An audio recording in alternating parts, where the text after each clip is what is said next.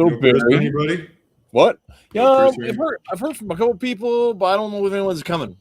Okay. So, it's like, well, maybe. Oh, I don't know. Oh, Mr. Man, I'm not sure. Oh well, whatever, man. So Yeah. I haven't seen you in forever. How you been? It's good. It's a good start. Good optics. So internet, it's an IC stream. We're here to hang out and make work happen. And this weekend was the High Plains Minicon, which was fun. I didn't sell as many comics as I wanted to, so I'm a little bummed about that. You know, I was gonna try to bring some in, to show off on the camera to say, "Hey, look at our fun comics." I left them in the car. Oh, well, that doesn't happen, or doesn't help at all. No, not at all. Not at all. I've been. It's a thing working whole business. What you been up to today, man? Work, and then I took too long of a nap, which really sucks. So.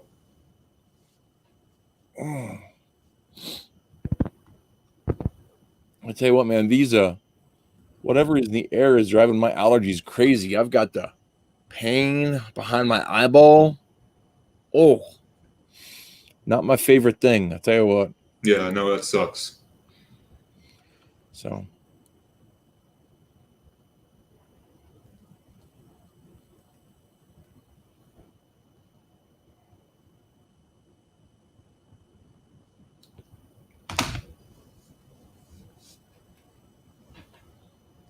Wow. What's that? Oh, I just saw a screen cap of Robert Downey Jr. on Instagram. It looks like. Have you been paying attention to all of the hubbub around Chris Pratt lately? No, sorry. Okay, so Chris Pratt, he's he likes his guns and he likes his America. And he talks about going to church.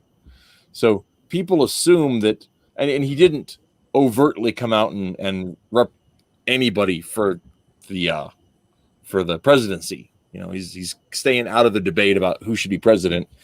And a bunch of the MCU guys came out and did this big, let's all come together and elect Biden, like they did for Hillary, right? They did that thing again. And Right. Pratt wasn't in it. So the internet has decided that Pratt's a secret Republican and must be shunned.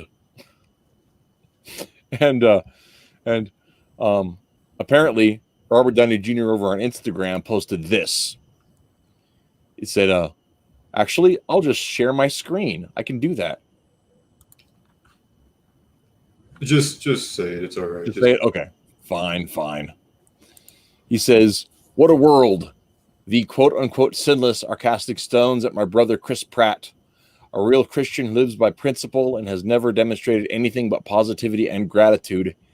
And he just married into a family that makes space for civil discourse and, parentheses, just plain fact, insists on service as the highest goal. If you take issue with Chris, I've got a novel idea. Delete your social media accounts, sit down with your own defects of character and work on them, and then celebrate your humanness. Wow. So yeah, Robert Downey Jr. That's the most human thing I've ever heard Robert Downey Jr. say. And I don't mean that as like any kind of insult. Well, it sounds like an insult, so you might want to rethink that. It was pretty shitty way to say that, dude. Okay, but I'm saying. I know what you're saying, but rethink. I don't know that you do. I don't know that you do. No, I don't care if you do or don't. What you said sounds shitty, so be careful. It's like it's okay. the whole thing. Okay, fine. What I'm saying is, like, as an actor, he's always putting on, even in interviews and something, he's performing. He's always performing, right? And I don't fault him for that because he's an actor. That's what he does. So everywhere he's going to go, he has to perform, right? But this doesn't seem like a performance at all. And that's what I mean, right? It's just one of these things where it's just like, it's straight from the heart. There's no pretense. It's just out there, right? Right. I think so my 2 cents are, I like what you're saying. I agree with that. Because actors, I mean, so people sports athletes, actors, people who achieve not every sports athlete by the way, but people at the top of their game. They have teams. They have managers. They have production. They are a production. Yes. They aren't. What you are hearing from them is not me and you talking. It is a production. And so what you have with Robert right now, and by all means, Mr. Downey Jr. I've actually been a fan of his for a while, but hey, through his ups and downs, cocaine, all that stuff, woohoo. But what you have here is a guy, to me, that has gone through that. You know, he survived the shit. He survived Hollywood when no one. So as an actor, you have to get insurance, right? Yes.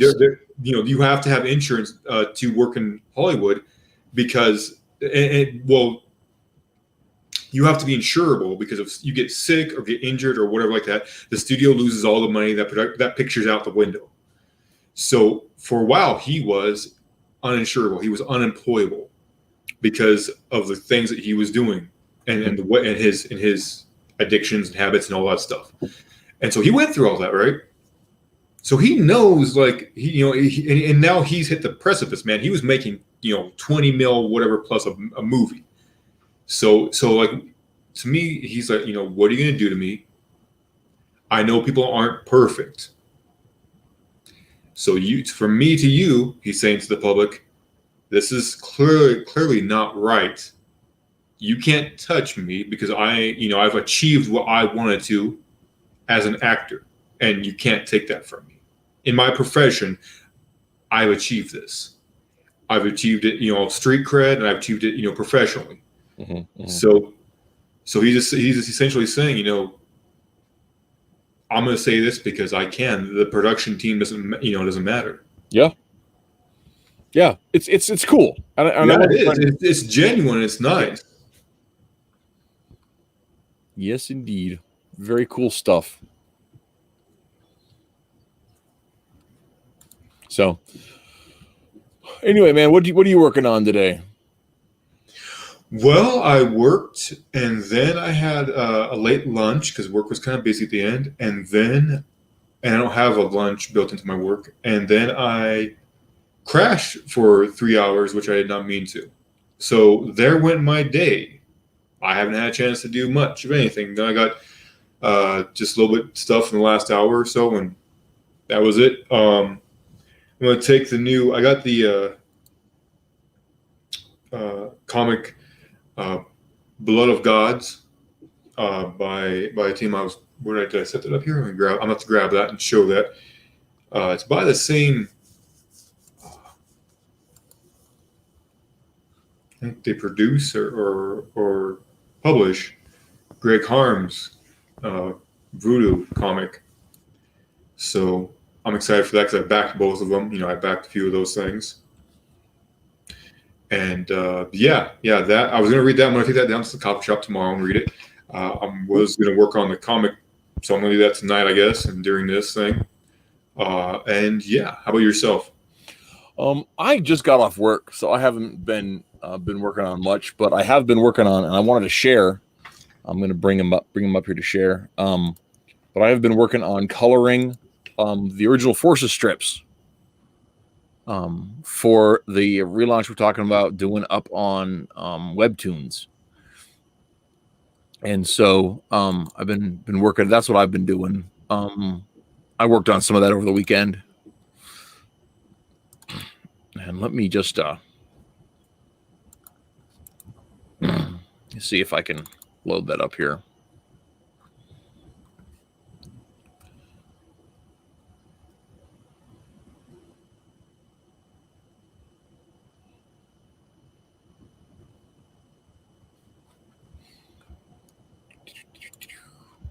Share screen.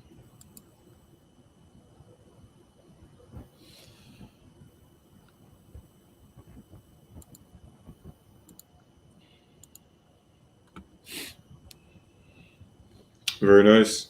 So yeah, I'm pretty tickled. I'm pretty tickled with how it's turning out, man.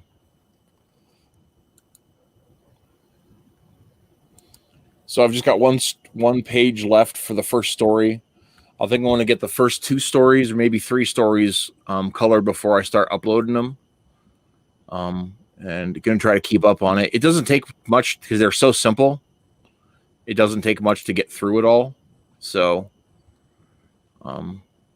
get through a page. So that's the plan. We'll see how it works out.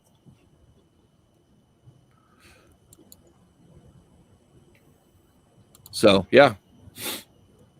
One thing I'm really tickled about is how much, how clearly, how much better it looks in color. Well, I mean, it's going to look, it's going to look as it does either in color or black and white, right? So, right.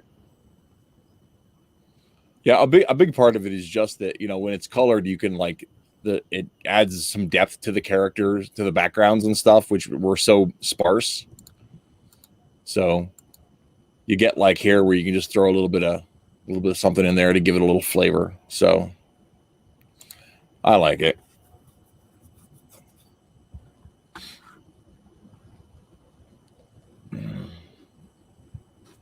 Yeah. No, it looks fun. Yeah, I'm pretty happy with it.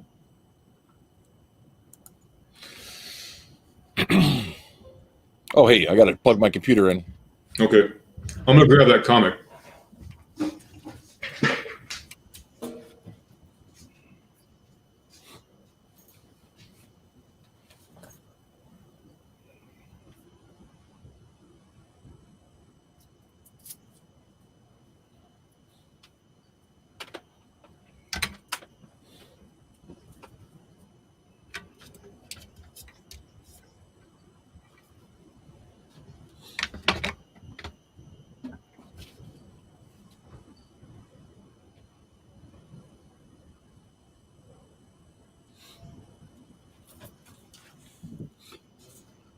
Oh, internet. Yeah, I'm back. Shockingly, no one is watching. Can you believe it? I tell you, I'm stunned.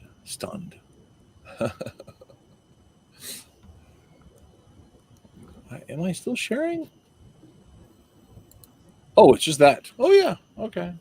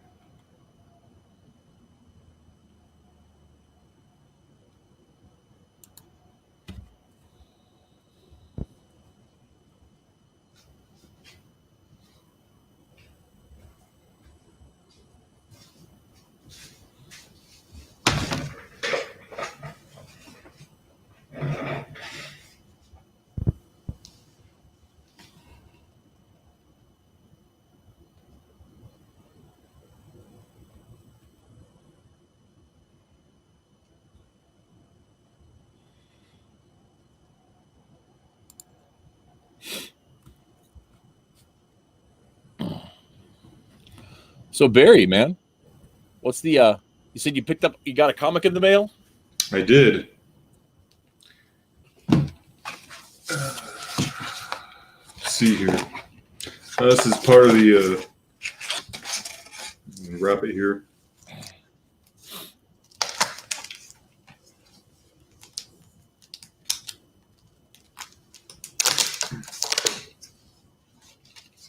Did a good job packaging this. So, Blood of Gods. Oh wow. Yeah, and like I wasn't talking about, it's like, you know, I backed it for $30. You know, it was a good back. It was a good. I like the stuff, but it was got a bunch of cool pictures and a whole map and a bunch of stickers and bookmarks and stuff. So I pretty much just got everything that, you know, everything that they were going to offer. There's a map, huh? Yeah, it's a mini map. It's so I can get all this stuff out of here. So you got some stickers here that I haven't pulled out. Cool, man. And yeah, you gotta, let's see here. Now this is something that I would like, you know, us like. Here's another sticker. It's really cool. Nice. Focus, you piece of crap camera. Oh, it's gonna maybe. All right, and then you know I think these are all the alternative covers. Maybe this is the one I got for the backing I did, and the sweet action scene from the book. That's legit. Yeah, isn't it nice? Yeah, I don't know why your camera won't focus. I don't know either. Maybe I have to manually do it, but usually I don't know. I'm not. Dude, see, I love the maps. I love maps. Actually, hang on just a second here. I'll be right back. No, I'm not hanging on. And then a bookmark.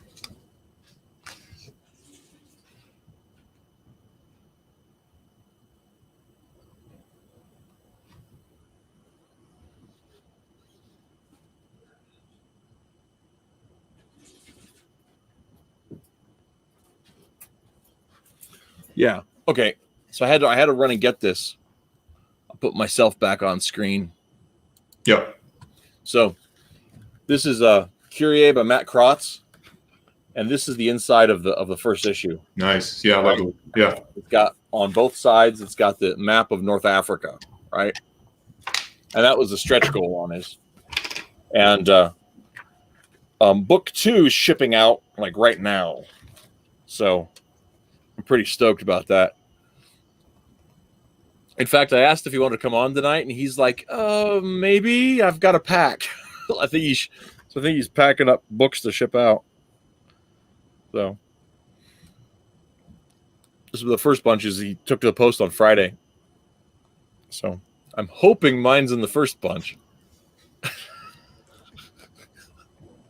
Yes, you are, I'm sure. Yeah, I'm greedy. I'm admit. I know. It's all right, though. Being a fan is a good thing.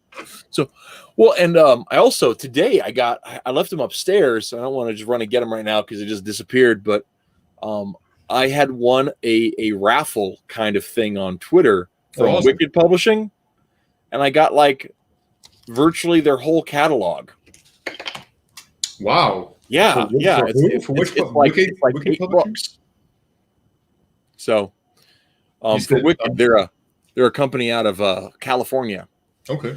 And so, like the Sporkman Conventions was one of them, and Barrels, which I have the first Barrels. They have Barrels 1 and 2. They have a Roman Centurion themed book called Project R, which I think is Romans versus aliens. I think, but I haven't read it yet, so I'm not sure. It's either aliens or gods or something. I'm not sure, but and Barrels is a world war. I mean, it's a prohibition like rum runner kind of crime story. Okay. And that was fun. Yeah. And the art for Barrels is done by Jeff Lashley, the guy who did the first Lone Wolf book too. Yeah. Yeah. And then they've also got the Sporkman Conventions that I actually have that already. And then Wrath, Scott Pershik, I think I'm saying his name wrong. His book Wrath. So I have the first one of those too. So it was a pretty good haul. I'm excited. I'll probably do some sort of a review or something at some point. Probably record an unboxing. I've already opened it once because I want to know what was in it. I couldn't wait. No, I don't. Yeah, I know.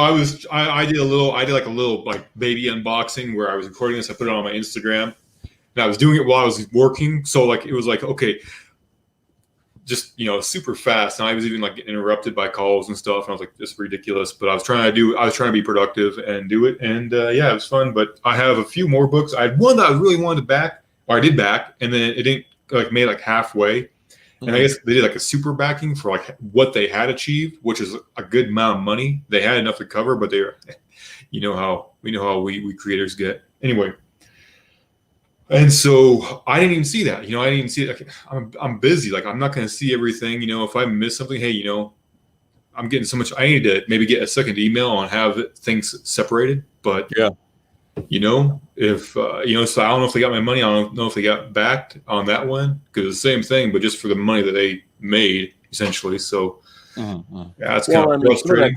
Some of that stuff depends on like what platform they're on, and I mean like we did with ours. We didn't make our money, but we made enough to fund the book theoretically. Speaking of which, how are the pages coming, Barry? I don't know if you remember me telling you this last weekend at the con how they were coming. Well, yeah, but I was hoping I could see some of them. I deleted them all. Oh, that's unfortunate. Yeah, right. Yeah. Honestly, dude, I haven't had a chance to really do much. Okay. This whole month has sucked. Yes. As far as the con was a big lead up, and yep.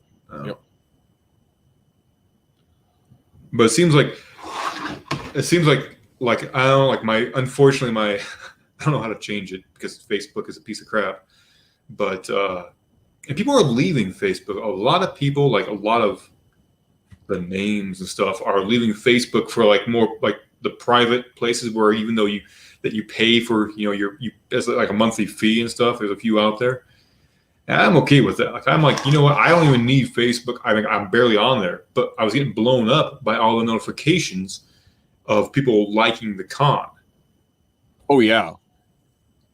I was like, well, where was this 15 weeks ago?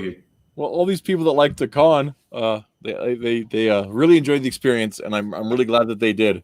But if each of them had bought comics, we would be out of comics. Well, yeah, I don't know if they enjoy the con or if if they have their own pub, right?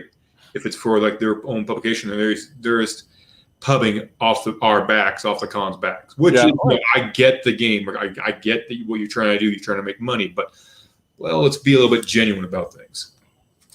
So this is I need to finish this one up hopefully tomorrow. I wanted to do it today. Page 2, even though it's the third page I've done. And let me see. Oh, cool.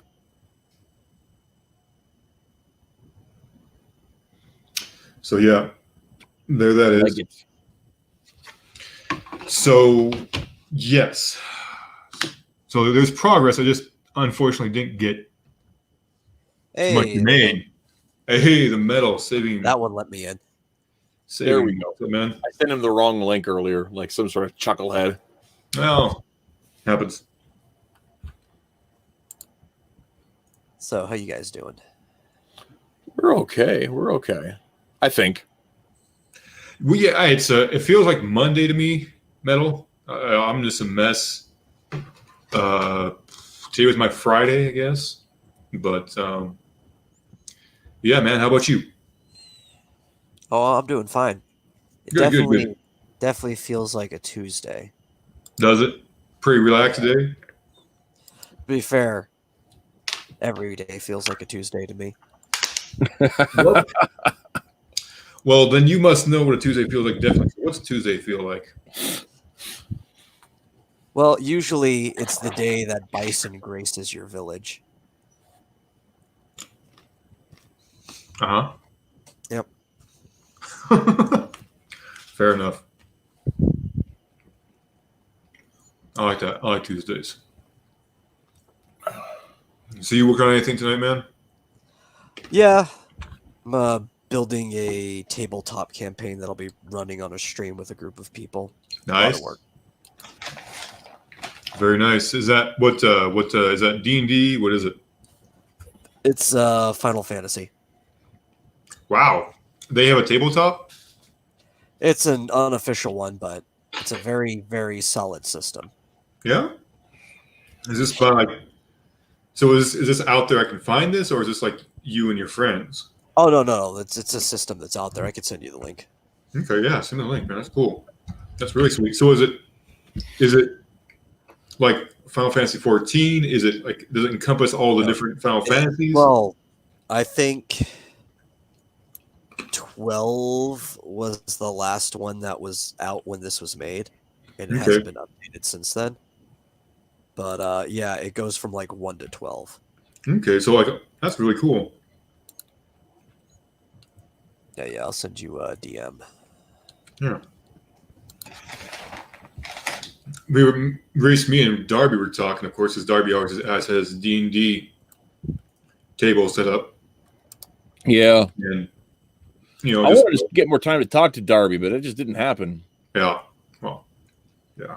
One day and a bunch of busy, silly activities happen. Going, and everybody's, everybody's there to schmooze.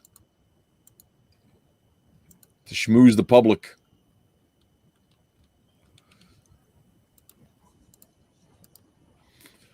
So you don't, if you don't know, Metal, we're talking, we're at our local small town mini-con over the weekend. So Yeah, I knew that was coming up. How'd that go? Went okay. It was an exhausting amount of prep work. I formatted 3 comics for print and only got I guess I formatted 4 comics for print and only got 3 of them printed. I forgot to do the mini comic for the Rapunzel mini comic, which was great. Although I did want to show off the colors, which I have with me. Ta-da! Oh, cool. Which these are actually all up on our Patreon for those people who are patrons. Very nice. Yeah, I was pretty tickled with it. These are Carlos Rodriguez did the all of the art for it, and the original grayscale art, because it was originally intended to be part of the Corona Kings project that we were putting together for free. That the second issue kind of fell apart, and so this is one I forgot to get printed. Okay. This looks like, was it mostly flats with just a tone here and there? Yep, exactly. And I wanted to do that specifically for 2 reasons. 1, I'm not much of a colorist, and 2, because I really loved the strong line work, that bold line work that Carlos had. And I think that the flat colors bring that out more than it would if it was cell shaded, it would be fine, but I'm not any good at that. So yeah, because good at cell shading, it's like being good at like spotting blacks. It's almost the same talent. You got to know where like the shapes lie. Yeah.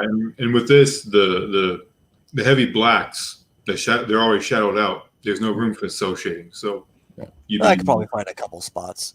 Yeah, but it wouldn't be consistency, right? It'd be like blacks here, it'd be like American comics and anime, just kind of mesh together. Which you can make things look good, but it wouldn't be your traditional thing, I don't think. Yeah. I mean, look at there's hardly any cell shading or tones in Fist of the North Star. It usually lets the line art do that, even in the it's all the heavy line art. Yep. Even My Hero Academia has a lot of that, like just the blackouts and stuff, especially with All Might and such. So that's homage to American comics either way. So one of the things, Barry, that I really had him do in the script, I don't know if you'd taken a chance to look at the black and whites. I think I sent it over a while back ago, but you have we're talking about the hair armor. Right. And his version of that's up on the screen right there. So I see that. Yeah. It was a fun to play with. And this little 8-page story, it's Rapunzel in 2014. Washington, D.C. I really enjoyed this story. So, right on. Yeah. It's available for sale on our shop. The digital comics version of it is available for sale. So Those of you guys who anybody checks us out later, feel free to drop a dime in the till. It's actually going to cost you 7.5 dimes. But there you go.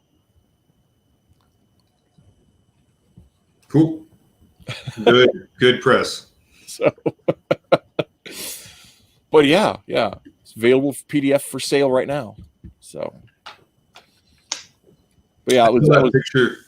Sorry, this is a complete. I'm sorry. Were you still talking? I'm sorry. No. I was just muttering. I don't know what I was even saying. No, I was just saying. I saw that picture. I think it was Amy tagged you in of you and the boys 7 years ago. Oh my! I haven't seen it today. It looks like it's 20 years ago because they look so young. Like they're just like maybe 12 and 10 or whatever it is. But it was only 7 years ago. I was like, holy shit, that looks like 20 years ago. Like 7 years ago to me was just like yesterday almost. Yeah, I know, right? It's crazy. It's crazy how it's all. The last 8 years have flown by. Well, yeah. So, and Donovan's in college now. Yeah, he's getting ready to go off to the big college. I know. Oh man, yeah. That's really crazy, man. Yeah. He's doing such good stuff up there, but it's wild. It's wild. But anyway, yeah. So I went through and formatted the Z bytes, which we got from Chris, or we didn't get from Chris. Chris brought into the fold. Chris Lore. Where's he today? Oh, he couldn't make it. Okay. I know yesterday he was working at the firehouse. He's a volunteer firefighter, and I know he was doing something at the firehouse, some sort of managerial thing, and I thought he was going to be busy tonight too. So, but we got a very short run of a printing just for the Minicon, and I think we're going to put 5 copies of that on the shop to be our first physical book to sell there. That the thing will have a very limited number of those that'll be available for sale through the shop in the next week, hopefully. And it'll be $10 shipped. Would be the price on that. So that's the plan. Oh shoot! I remember where I was going. A good thing I remembered it. Thank you for reminding me, Reese. What was that? Sorry, I want to do. So everyone has all these sweet swag things, right? Right. I know that we want to eat some price just to get it out there. I want to do like almost an homage to Scooby Doo in a way of Skater walking along a brick, like a brick building, in hard cast shadows, and just the shadow of a monster creeping up behind him. I could dig that. Yeah, just like that, just a poster, just a card scene, right? Yeah. Because a lot of these, like looking at these, this one is, this is Voodoo. This is the one. I think it's even Greg's colors on this one. I'm not sure, but that's just a preview card of, and like half of them are all that same size in the back of this thing, right? Right. They're like, I don't know, what was that 8x4 or 6x4 or something? They're not real big, and so I like to do some of those things in ours. Yeah, for sure, man. That would be fun to do something like that. Well, and like one of the things too is like when I got those cards printed for the badges, yeah, for the postcards, it really wasn't that expensive if I did the cutting. Right. Third Empire. I'm sorry, I want to give a shout out to those guys. That's the publisher that has all these guys on the bracket, I guess, I don't know, underneath their umbrella, and if you can find them on Facebook and such, there's a lot of talented independent, more or less, people working for them and working on their stuff. So I just heard from Flyfox, and his whole house is sick, so that's what he's tell Fly to get better. Yeah, I did. Tell his whole house to get better, not the house specifically, but the people in it. The people in the house. Yeah. I think he probably wouldn't understand what you meant. He's a pretty smart cookie. I know. I wouldn't want his house to be sick either. I wouldn't. Yeah, exactly. You don't want. Yeah. Even if it's a monster house, you don't want it to be sick.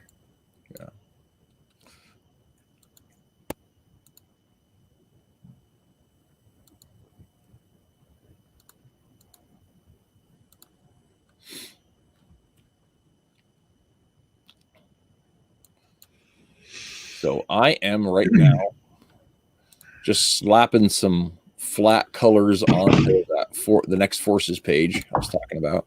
Okay. Yeah, you missed it earlier. I was showing off their the metal. The pretty tickled about how it's coming together. I'm doing the coloring on the archives for forces. I'm going to slap that up on Webtoons when I get a couple of stories done. Right on. So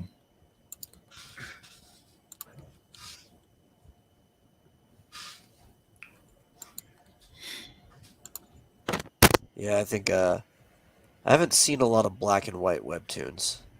yeah, well, Not it's a very something. common thing. It's really something I've wanted to do for a long time. That we kind of wished we could have done back in the day, but didn't really have the technology or skill to do it quickly. And now you've got And we just really wanted to get it out there, So, Yeah. but now, thanks to my my little program here, it's within the range of doability.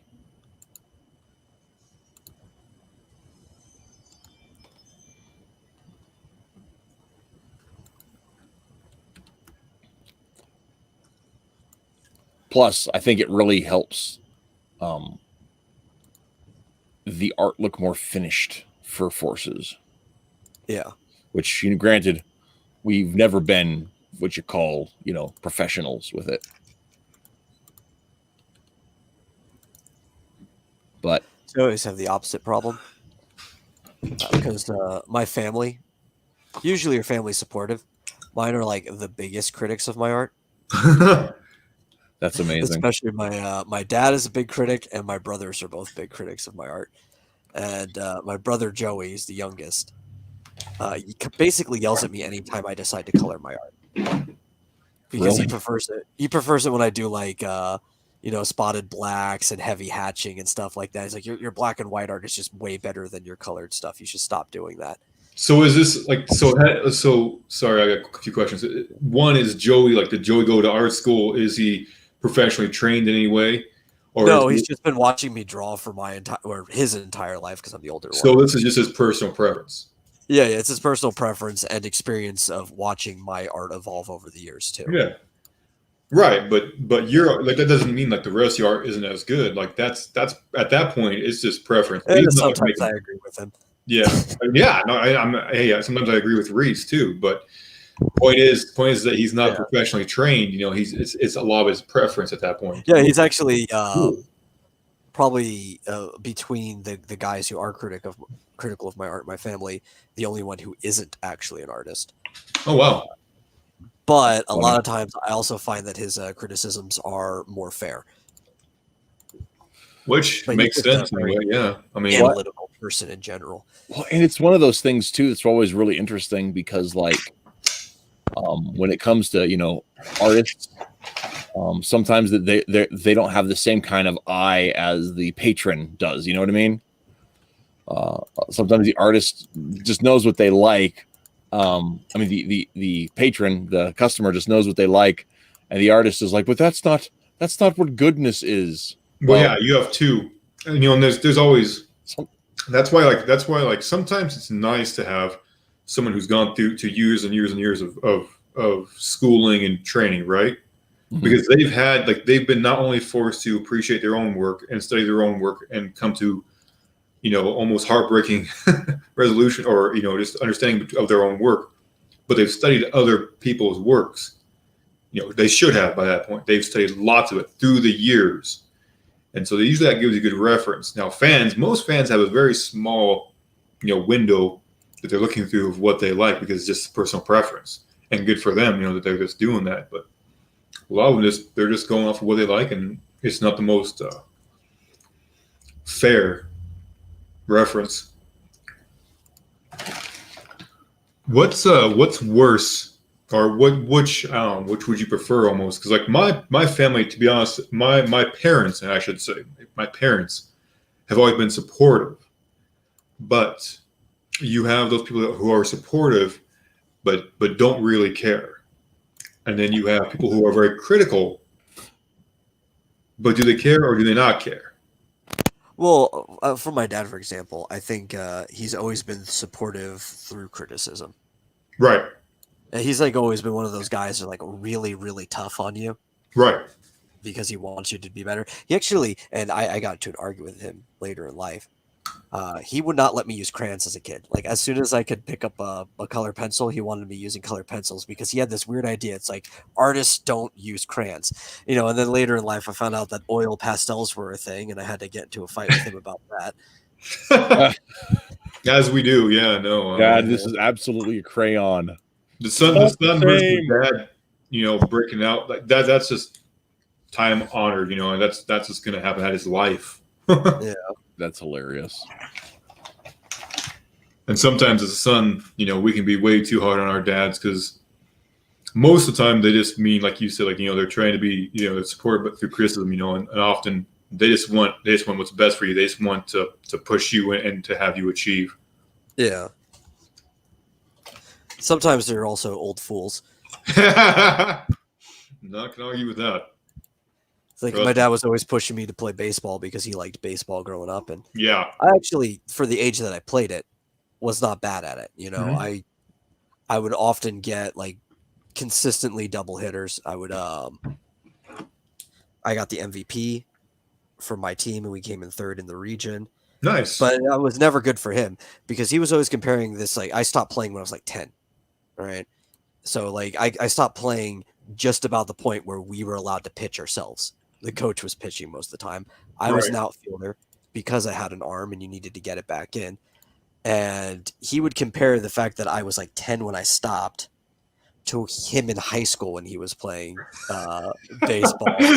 And he was like, "You sucked at baseball." I was like, "Dude, I was a 10-year-old. How good can a 10-year-old Yeah, really but be?" you sucked when you were 10. That's amazing. That's Yeah. Amazing. Yeah. tough, And he's man. the type of guy that he's like, it's weird because he still sees me as that 10-year-old person. Yeah. And anytime Well, he gets into an argument with me, he will argue as if I'm that 10-year-old person. It's like, there's been a couple decades in between that now. right? Yeah. That's that. It's funny how we get like locked into that. Because Yeah. even still, like, I was just talking to Reese here, just saying like how were you on the? I'm tired. So were you on here yet? When I was saying I saw the. Yeah, you were on when I saw the picture. And like to me, his boys are still young kids, but they're not. Donovan is off making his life now, and Tully's right behind him. Mm. And I can get that. Like I get to see my niece and nephew every Christmas once a year because I fly back to Washington. I wish it was more active in doing that, flying back there, and being with them more. But I have my life here, halfway across the continent, and they have their life back there. And so every year, it's like, when did you get so big? When did you grow so much? When did you, I remember just the other week, I remember back when, I was, they were just babies, and they're not just babies anymore. They're now, 10 and 9 or whatever it is. So it happens life happens in a blink of an eye because we're so busy trying to do our own thing. And hopefully we're trying to achieve great things doing that. Who knows? Yeah.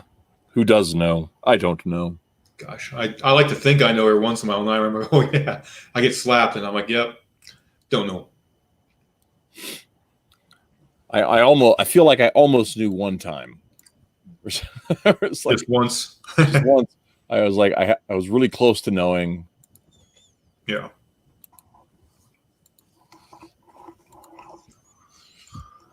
Of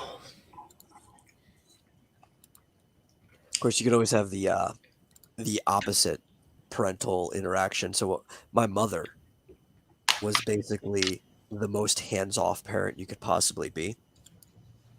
Was In it the like? case- Sorry, I interrupt. Oh yeah, I was just saying the case that when I was around 9ish, this started, and it continued on during the summers when we were home from school.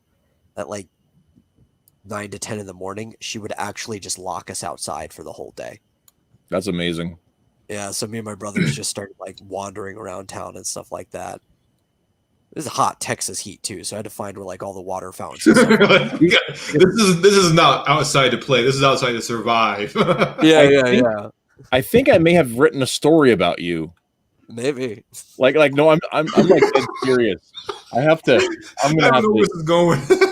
I'm gonna have to send you the thing. I wrote a short story. I was working on a series of short stories that were gonna be like end up being like an epistolatory novel where these different people's lives intersected to show another like meta story that was going on behind it.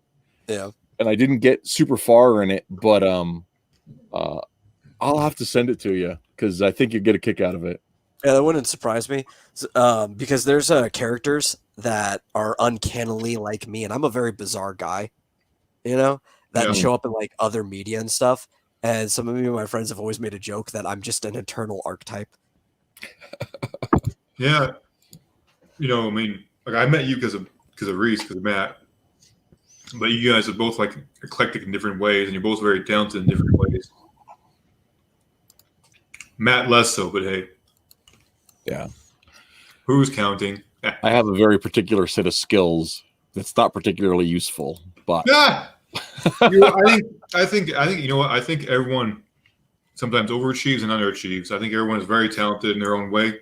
Just matters how we utilize what we have. And sometimes I think if I may be so bold, I think you focus or your focus is so much all over the places. You have so many diverse interests because you like to think and you're interested in things that it takes away from one great interest. that is what my wife says too. Yeah. Well then, I agree with her. The only problem is there isn't anybody left to run the website and color the pages. So Yeah. Well, I guess I'll just have to do it. yeah, hey, just making do, I guess, with the slow but steady churn. Yeah. I'll be honest, like if Because there was somebody who would do that for me, I would be just fine. right, I run into those problems all the time. we essentially we start doing what we want to do, right? Yep. You wouldn't do it if you didn't want to do it ultimately. I think there's some truth to that for sure. Well, I think sometimes there's things that you don't want to do, but you convince yourself to do them because they set you on the path to the thing you want to do. Well, absolutely. Because there's a lot of things that I really would rather not have to do, but I need to be able to do the things I really want to do. Yes, that's like me. Absolutely. For what I can relate to that is my colors. I've always struggled with just colors. Like I have forever, and it's probably just because I didn't ever put the proper amount of time in it. And I should say a diverse color palette, because the closer I get to mono, one thing or another, the better I do. But I'm doing better now. But anyway, my point is that I had to become I had to study like guys like Michael Russell. Kurt Russell, coloring with Kurt on YouTube as people have suggested, because just to help me to get to do better comics and get to do better art and get to do better everything. And coloring is funny. Like people don't see that coloring helps you understand the structure of the subject itself also. Like coloring is just as important as or to an artist, I think, as line art and shading, because it will map out the same images just in a very different way. And a lot of people just kind of don't have that. They kind of detach that. I know I did.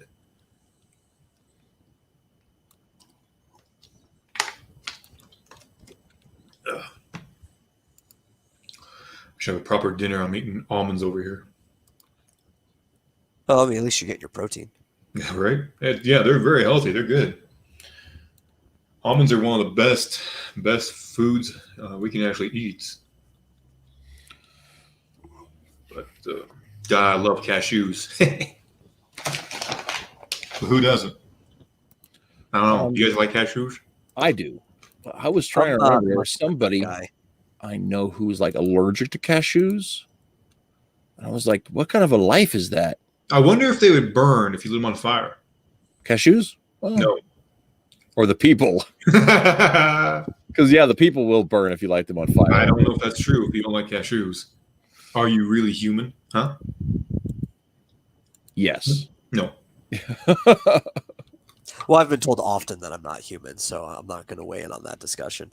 Well, don't believe it. No, Reese, get the fire. I'm sorry, Metal. You were talking, Matt was talking at the same time. What were you saying about cashews? Oh, I was saying I'm not much of a nut guy. Yeah, Yeah. you always seem kind of nutty to me. Yeah. I had a overactive histamic response system when I was a kid, so there's a lot of things that I had basically false response allergies to. Mm-hmm. Yeah, And I'm not really allergic to them anymore, but I just never developed the taste for them because I couldn't eat them growing up. right. That makes sense. Yeah, no, completely. Yep. And the overreactive thing, that's difficult because it does make you have those false positives. So yeah, that's There's quite a interesting. few things I couldn't eat. Like I couldn't have mollusks growing up. I Well, couldn't who knew have. that? Actually, I developed a taste for that later on. 'Cause I really like That's calamari. like, That's like one of the few exceptions. I do really like calamari. I couldn't have mushrooms growing up. God, yeah. That's Yeah, weird, man. calamari. I love food. I like to eat because I'm always trying to get. I like to be healthy. I'm always into cooking and eating stuff. So a lot of stuff I ate like shit. I think this is where it comes from. I ate like shit. Like I ate horrible through my youth and into my 20s and even early 30s, and that's where it comes from. I'll try almost anything once, and the more like unprepped it is, like less process it is. Yeah. The more I'm into trying it, like fresh from the sea. You cook it, you saute it, you season it right there. I'm all for that, or anything else. I just I'll dig in. I'll try anything once, no matter how crazy it is. Yeah. Not saying I like everything, but I like a lot of things. Well, mushrooms is a weird one too because I never acquired a taste for it, but I don't mind mushrooms being in things because honestly, most of them don't even really have much of a taste. Right. And it's very earthy. It's almost like just sprinkle a little dirt into whatever you're eating. So it's like, yeah, just throw them in there. No, I agree. Yeah. Mushrooms they're almost like onions in that way. Like onions are very potent, have very oniony. Oh, I love onions. Yeah. But yeah, oh god, yes. But onions are great in so many things, and like sometimes you don't always notice them, but that's extra good. Similar with mushrooms. Oh, look what we have here. It's the demon hunter himself. Hey, Nick, how's it going, man? It's going good. How about you guys? You guys hear me okay? Yes, sir. Sound loud and Cool. clear. Thank you very much for joining us. Yeah. I hope you haven't been there for a while. I have to confess that I wasn't watching. I was working on coloring a page over here. So. So what did I all miss? Oh, I don't know. Just Reese was talking about burning people because I don't know why. yeah, that was me. I was talking about burning people, but I had a good reason. Are we doing like crucified burning people? Like well, it wasn't like steak and sort of crucified. stuff? That's a bit much. This was very not liking cashews is not a valid reason to commit homicide. Yeah, especially when you can just see if they weigh as much as a duck. Look, these these weightless duck people may not be human, such as why they don't like cashews. That's just what I'm saying. Like if they burn, well, obviously Reese made a mistake, and they did too. So wait, who doesn't like cashews? This might be like automatically me leaving the chat right away. This is what. See, there we go. See, clearly Nick is a good fellow human. So Nick likes I like to cashews. think. I'm just offending half our audience at the same time. I'm just Well, that's okay. Our audience is super small, so our audience is non-existent except for guys who are watching us, which is us. You got to link this up through your regular channel, Matt. I think more people would know about it. yeah, I didn't even know this existed. yeah, that's true. That's true. Well, and like a while ago, Barry, after my show had been going for a little while, Barry's like, "Why don't you do that on our regular channel?" And I'm like, "Well, because I want to say things that may not represent Ideal Comics." That's Which he true. does anyway, and That's always true. has. That's true. I'm not. This isn't against Matt. This is not like being negative towards Matt. I'm just saying that telling Matt or having Matt put a lid on it is something his wife has been trying to achieve. I'm not going to say unsuccessfully for many years, but it's been like 20. She's a very patient woman. Should I just tell my wife there's absolutely no hope then? That it's just the way it is. And I don't deserve her. We often don't deserve the lovely people that support us and love us. Put up with all the crap. That's I can't speak for your wife, Nick, because I don't know her, but I know my wife does not deserve what I put her through. My wife said I should start talking to you more to get some more wisdom and stuff, and I could learn a thing or two. So I should say something. Like just don't now. hold back, honey. No, I think the last show we were watching, she's like, "He's a smart guy. You should talk to him more." I was like, "Yeah, okay." I'm sorry. I didn't mean to ruin your life. No, I did that a long time ago. I saved myself the peace and issues there. So what you guys all working on tonight? Oh, I am coloring forces for when I'm going to get the first couple of stories recolored or colored for the first time ever before I launch it on Webtoons. So that's what I'm working on right now. Oh, nice Webtoons. Yep. That's a hard crowd to work with because it's like just such a like an avalanche of people. Well, that like I'm on there and everything, and like I've got a hidden name and everything, so I don't want I can just like search things out without having anyone like search it, like trying to catch me down. Well, I don't care about that, but I do.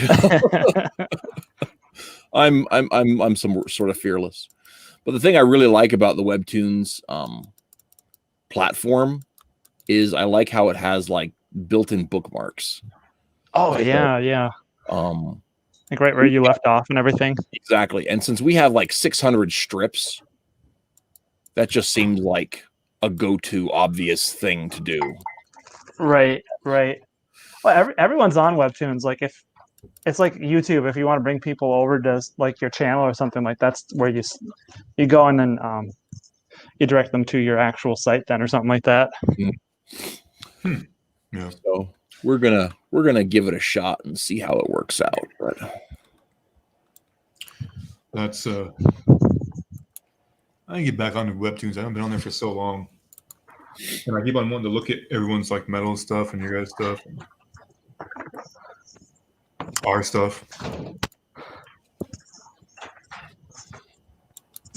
All I know is if you draw anime, you're gonna be good on there. Yeah, totally redraw everything. Yeah, we'd have to redraw everything. This is a Christianized from way back in the day, but I've been looking at some of my stuff I've been drawing recently, and I think that the biggest part of my artistic influence, without intending it to be, is probably Mort Weisinger, who did Beetle Bailey. Oh, I think I'm looking at stuff that I've been working on some solo stuff, and I'm just like, this looks like Beetle Bailey. I think could be. I mean, that's kind of cool in a way. I didn't intend that way. I'm not saying yours is cool. I'm just saying that'd be. Well, no, yeah, I'm making no contention about that. I'm just teasing you. I've just been looking at kind of the some of the stuff, and I was like, this is. I don't know. Don't know what to make of that. Well, we get our influences from what we ingest. So yeah, obviously. I definitely did a lot of tooth cutting on newspaper comics. Yeah, me too, man. That's all I had. I mean, you can get a newspaper anywhere, but you can't get comics apparently where I grew up. And it still applies today. How many places can you go to and get a comic now?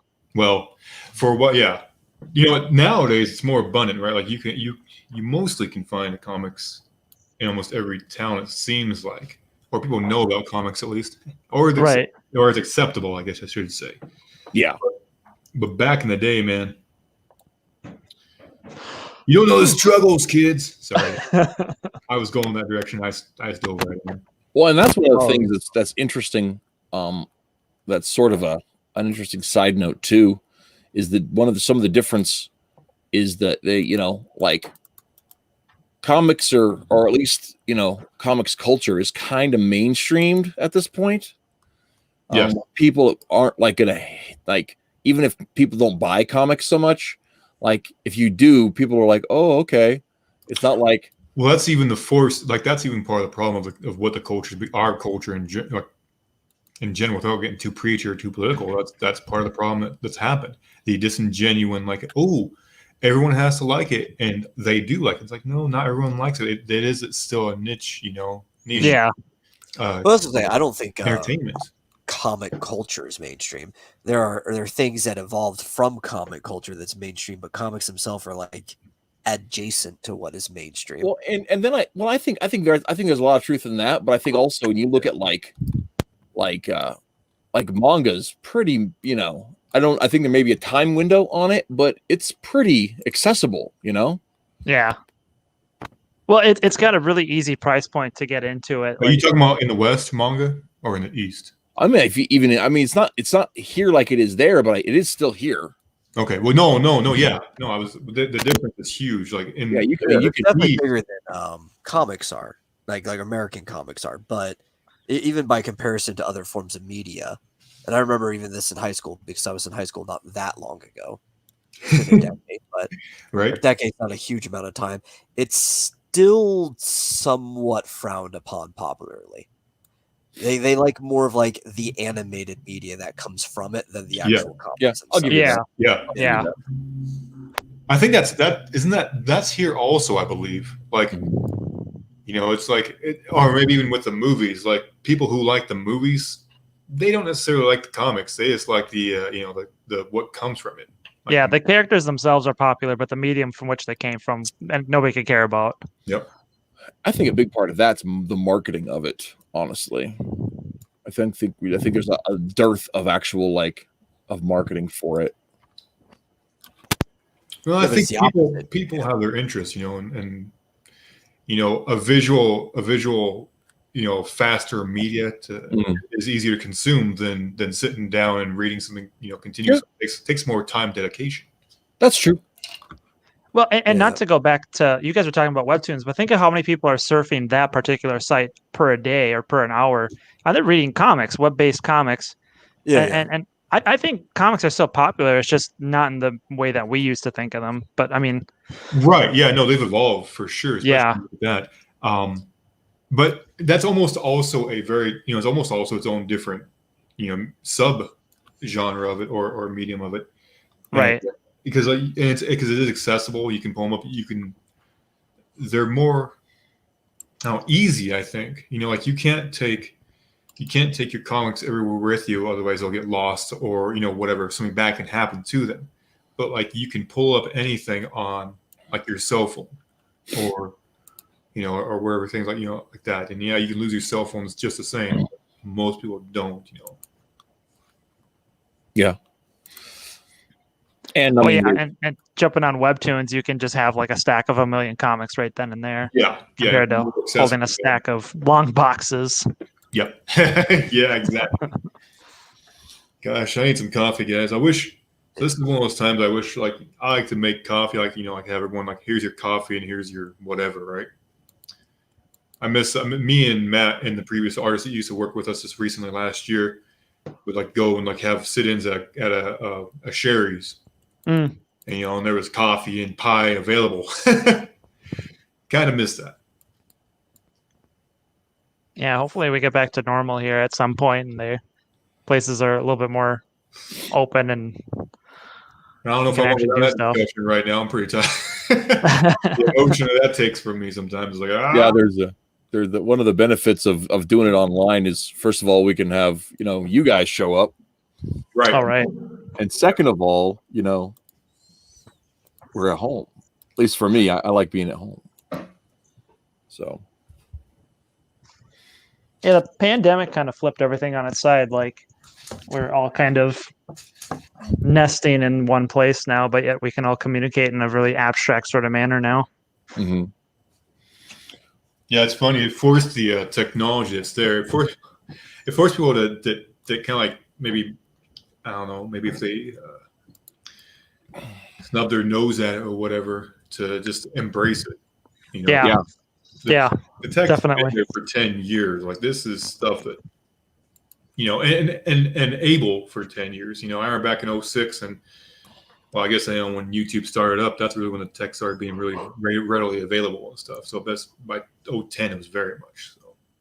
You remember when you could only upload 10 minutes per a segment on YouTube?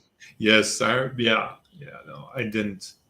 I didn't try that myself. I was not trying to upload at that point on the YouTube. I was content consuming, but I've heard many wonderful stories. Back then, when you would try to watch like anime through YouTube and everything, it'd be like cut up into 3 parts. It'd be like part 1, part 2. Yep, and like in gamers who would try to upload, whatever, it was just a nightmare. I've heard silly, crazy stories. And I used to watch them, some of them, or music videos. That was the biggest thing. That's how I discovered YouTube. Really was music videos and such.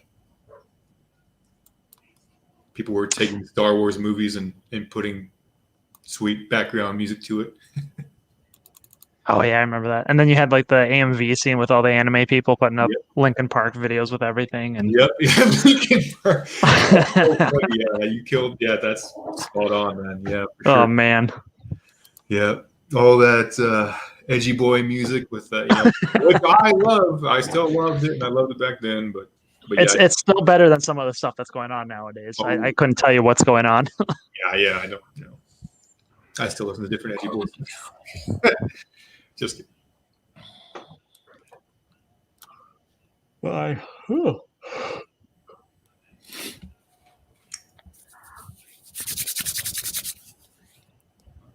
All right.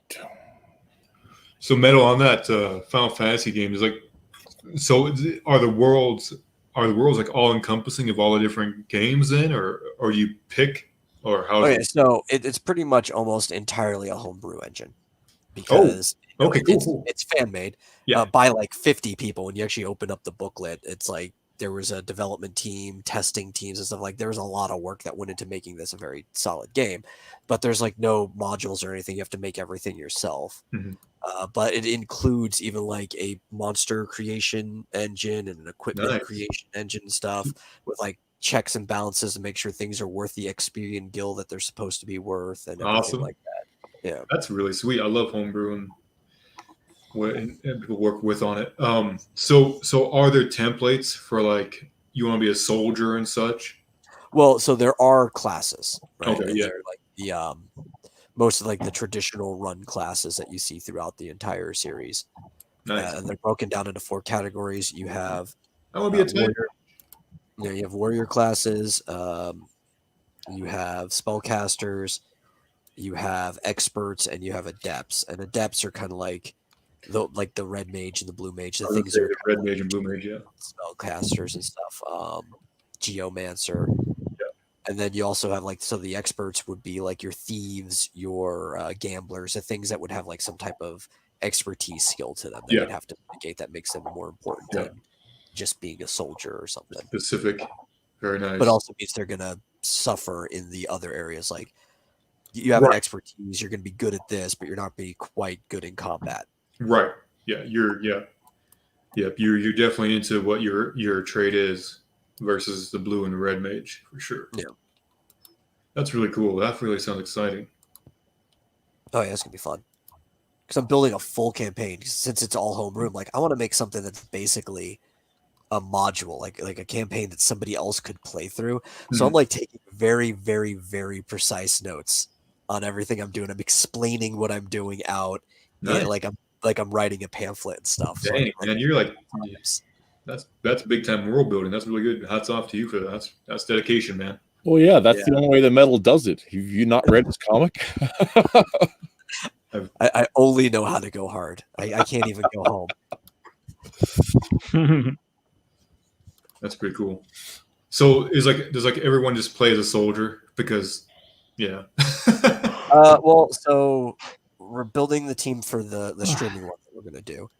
And right now we've got a human monk, We've got an Elf Dragoon Oh, who has a Chocobo mount. yeah.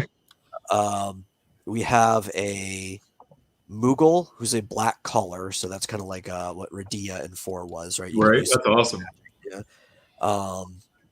and we're not sure what the 4th one is yet. And I think he wants to be an archer. Okay. I'm going to be talking to him possibly tomorrow because I haven't made his sheet. The other ones I sat down and helped them work through the process of making the sheet because it's a new system. It's also kind of a complicated one. Mm. It's beginner friendly, but it's not an entry level system. Mm-hmm. So I basically had to sit there and help them make their sheets so they can make sense out of this. So, yeah. But So it's very top loaded on the GM side, right? So there's like a ton of math involved, but I'm the one doing most of the math. The players can, for the most part, just kind of sit there and have fun. okay, cool. Are you going to stream this by any chance, or just kind of? Yeah, it's going to be streamed. What do you? I think over on Rick Piper's channel, Cross Comics. Cross Comics. Okay, on YouTube, or is that Twitch? He has I both, don't doesn't know. he? We might multi-stream it. He's been doing it right now. But Okay. yeah.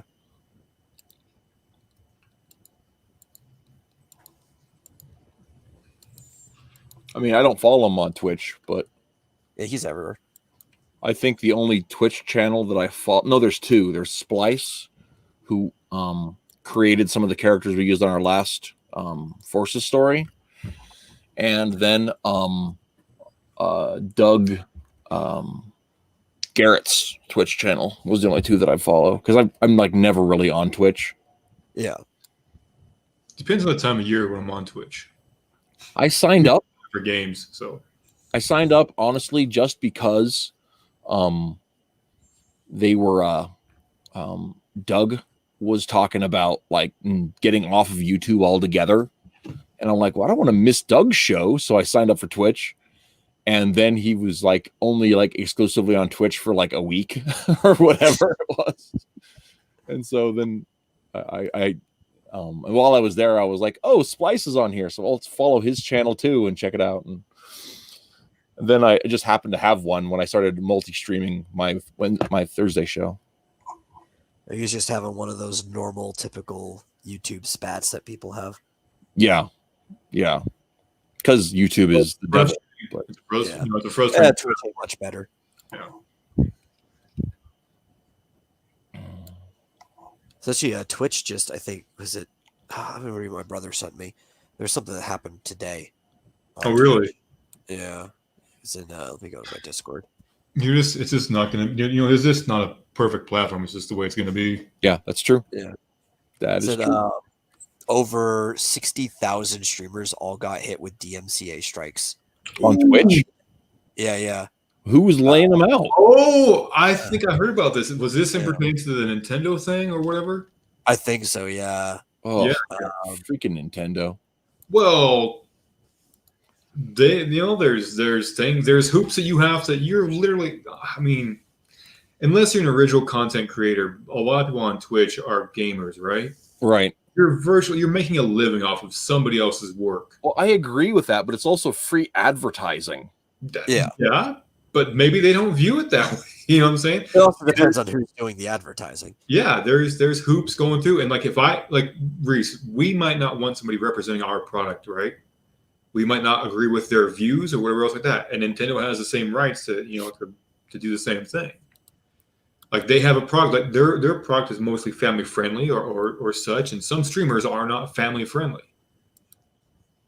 I get Like there was a cam girl who recently got hit, and she has like Pokemon in her name, and she's been using like Pokemon as her branding, including official art and right. stuff like that. And Nintendo Isn't it sent a C&D. isn't that Pokemon?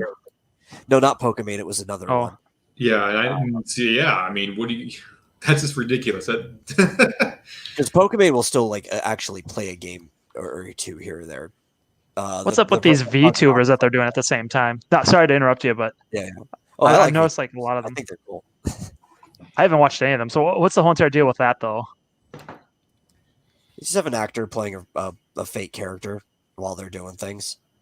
How do you even get one of those? Because That's Like- not hard. what do you do? You just need some type of like face rig software to where your camera, if your camera is sensitive enough to do this, Oh, really? will pick up like the motions on your faces and stuff like that. Oh It'll man. translate it to the software, and then you put whatever the model is in there, the 3D model, and it will like, as best as it can, try to match the facial expression and movements. Oh, like that deep whatever. Yeah. Oh, like deep fakes. There's more and more starting to circulate there. They're hilarious that people do whatever with them. So there's one someone did of was it Step Brothers with Will Ferrell and what's his name? John C. Riley. Yes, thank you. And they put Arnold Schwarzenegger's face and Sly Stallone's face, and it's perfect and it's hilarious. It's a good laugh. I did like that movie, even if yeah. it was pretty outrageous. I love goofy, horrible. You know. I like that movie because it's outrageous. Yeah. That's Yeah. I like not to. I like not to be serious or think or just if I can enjoy the goofiness of something, then I like that. Although I did not like their Sherlock Holmes movie that they did recently. I didn't catch that. It wasn't that good. That's too bad. It's like they tried recapturing the Step Brothers sort of funniness, but it just ends up being like really outrageous and just nonsensical. Yeah, just too much. If you lean too much, there's not enough to ground it. Yeah. You can miss me with pretty much anything Will Ferrell's in, and I would be just fine with that. Because you hate laughter and happiness. Yeah, that's me. I really like Talladega Nights. I thought that was a good movie. That was a good movie. So stupid, but I laughed so hard on so many of those. It was so stupid. Yeah. And I think I watch Elf like every Christmas. Oh yeah. Same here. I've never seen Elf. Oh, Yeah. please. It's pretty good. It's got a good story behind it. But, We'll throw out. You'll be happy. I'll be honest, the only Will Ferrell picture that I've seen, well, there's two that I've seen and not just kind of hated. And one was Stranger Than Fiction, and the other was Blaze of Glory, strangely enough. That Blades of movie. Glory is great. I love that movie. I hated everything he was in it, but John Hetter's performance was so funny that it kind of saved it for me. I didn't care for Blades of Glory as much, or whatever it's called, Blades of Glory, or whatever. Yeah, that went a little too far for me, or it just a little too nonsensical. But Well, Yeah, I watched it at a thing where I didn't have to watch it like the whole time, so maybe it was just that like I only saw the funnier parts, or I was up doing something, or I was avoided from the whatever. I don't know, but there's a really good movie with him and Mark Wahlberg. Daddy's Home. No, it's a cop movie. Yeah. Okay, I know One is that one too. The other What's, guys. The other guys. Oh, that movie's hilarious. That is a good movie. That is a hilarious movie. Have you seen that, Matt? yes, I have. It's horrible. Oh my god. If it was- He's just upset because Samuel L. Jackson and The Rock died in the beginning, and he just was. so that was actually that was when the funny stopped that happening. was The moment it stopped being funny. he was just no more. It was hilarious up until then, and then it just was like, wow, this is what you're doing with the rest of them. You have Mark Wahlberg, and this is what you're doing with the movie. Come on. Oh, Marky Mark. It's not a drama, man. Like Mark Wahlberg is, like what are you saying? Like, you have a great actor. Well, it's a funny movie. Yeah, no, he's a really funny guy. Yeah. That wasn't. I just don't think that was funny material. But you have a real, your comedy isn't real slapstick funny, like, right? Yeah, that was a kind of a slapstick I don't- movie. You don't like Will I really like Steve Martin movies. They're pretty slapsticky. But yeah, that was like 30 years ago too. I would say that's more witty comedy nowadays, though. Yeah, Like that's a lot of By wordplay. comparison, yeah. Yeah, it's a balance though. I mean, you look at like The Man with Two Brains. Those movies don't exist nowadays, though. Like What- even what- like That's a shame that they don't like- exist. plane, trains, and automobiles. God, it's so funny. I know what I want to do today. You know what's sad is I actually really like Planes, Trains, and Automobiles. That's a And good- my dad loves most of those old movies, but he can't stand that one. really? Really? Yeah, he thinks it's like the worst movie in that like genre of comedy. That's Have you guys ever seen Dutch? No. It has Ed. Is it Ed O'Bannon? No, not Ed O'Bannon. Ed. He played Ed from Married with Children.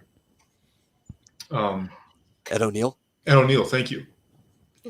And he's on a trip to go pick up his new stepson from boarding school, and the kid just hates everything. It's a classic, though. It's a solid movie, and it's very much in the same liking of Planes, Trains, and Automobiles. Did you guys hear they're remaking that movie, Planes, Trains, and Automobiles, with Kevin Hart and Will Smith? ugh. That sounds Yeah. horrible. I don't know what to think about that. Yeah, On that the one hand, I want to see it. On the other hand, I'm like thinking, I don't know. just make something different. Why is it got to be a remake? Why You want will to talk about an actor I have an aversion to? As Kevin Hart. really? I can't Yeah. do that. I Yeah. think he's funnier like live or impromptus. His like little skit videos are really funny, Yeah, they are. but a lot of his movies, I haven't seen a lot of his movies actually. I think he's like a Jack Black, where he's good as like a secondary background character that's just more or less adding. Like, I liked Like, him in Jack the, Black Harry is Potter. phenomenal as a secondary character, but Yeah. Like He- when was it When Scary they're, like, Movie Oh, what's up? 3 and 4 when he and Anthony Anderson had like this little duo thing. It's like, how can you wake up dead? That was funny. Like Oh, that really? little- yeah. But ever since he started starring in movies, like I don't find like anything he does funny. Yeah, It's so over the top. I liked. If you're talking about Jack Black, I liked Oh, his, no, I like Jack Black. what was High School Rock or something like that. I really liked that. School of Rock. School of Rock. Oh Yeah. yeah, School of Rock. I enjoyed that. Adam Sandler made a movie that was on Netflix recently. It was a Halloween one, and the last few that he's made on Netflix were just shit awful. Ugh. This one Yeah. this one wasn't great by any means, but it was it was not as bad as those ones. It was a little bit more like he very much like took like Happy Gilmore, or well, not Happy Gilmore. He took the Waterboy and put him into a new setting. I almost thought like it was like the Waterboy growing up, quote unquote, but it's not. But it's a nice, like, even has a decent heartfelt message at the end, but it's cute, it's fun, and it has some great silly funny scenes with different people in it, so it was all right. He did a really funny movie with Jennifer Aniston last year, I think, on Netflix. Oh, I didn't like that one.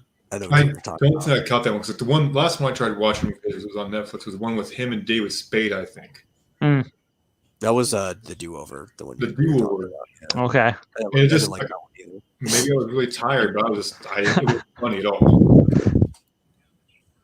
He's like super hit or miss. Like there's no middle ground with Adam Sandler. It's either it's actually funny or it's just terrible. Yeah, I That can is agree with a fair that. statement.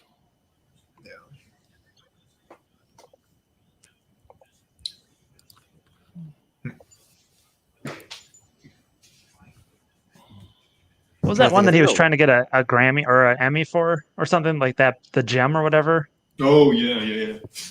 Was that any good? 'Cause, like, I heard like everyone said that was actually, because that was a serious film, right? That was more like him stepping into a serious film. Even though I loved Rain Over Me with him and Don Cheadle, that was a flippin' great, That was a damn fine picture right there. such an awesome movie. And yeah, he should, I think was he nominated for something, maybe a Golden Globe, I don't know. But somebody won something for that movie, but they didn't. Anyway, this was him trying to do serious again. Right. Unfortunately, like, I don't know. Some people like they it's good. And I guess it got good. Like everyone, it's had great reviews from everyone who's either seen it, both critic and fan. That I understand. But, the Gem, Oh, Uncut Gems. Yeah. Uncut Gems, yeah. Is that pretty good? I don't know. I never got to see it. I don't even know what it's about. I just heard really good reviews about it. He's a what do you call it?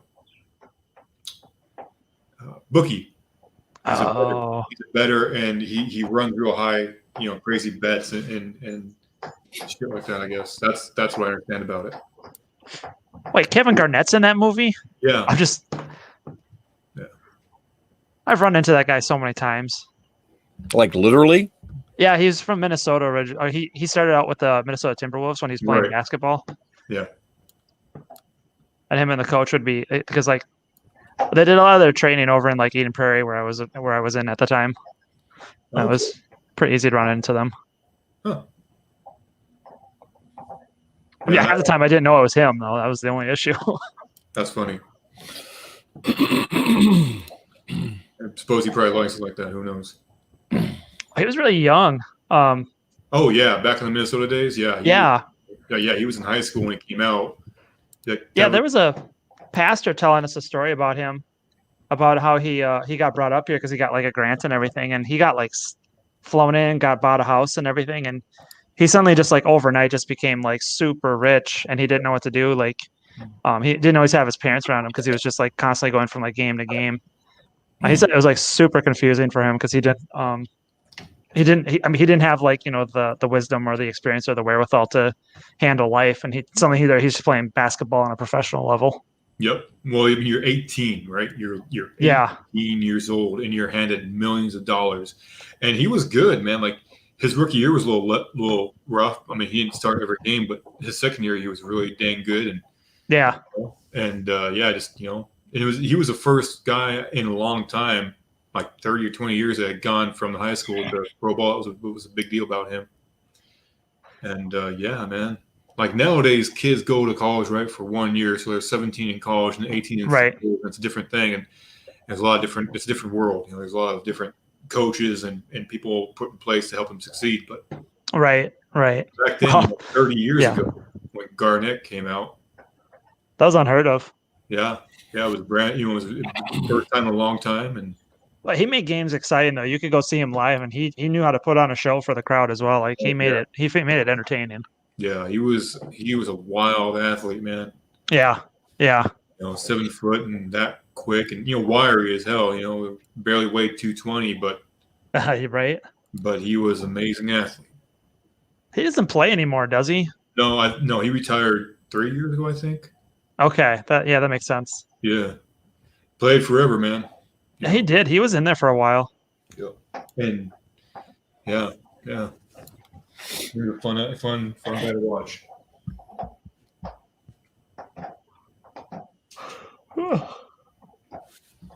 Well, you got me yawning. Yeah, that's why I'm kicking the coffee.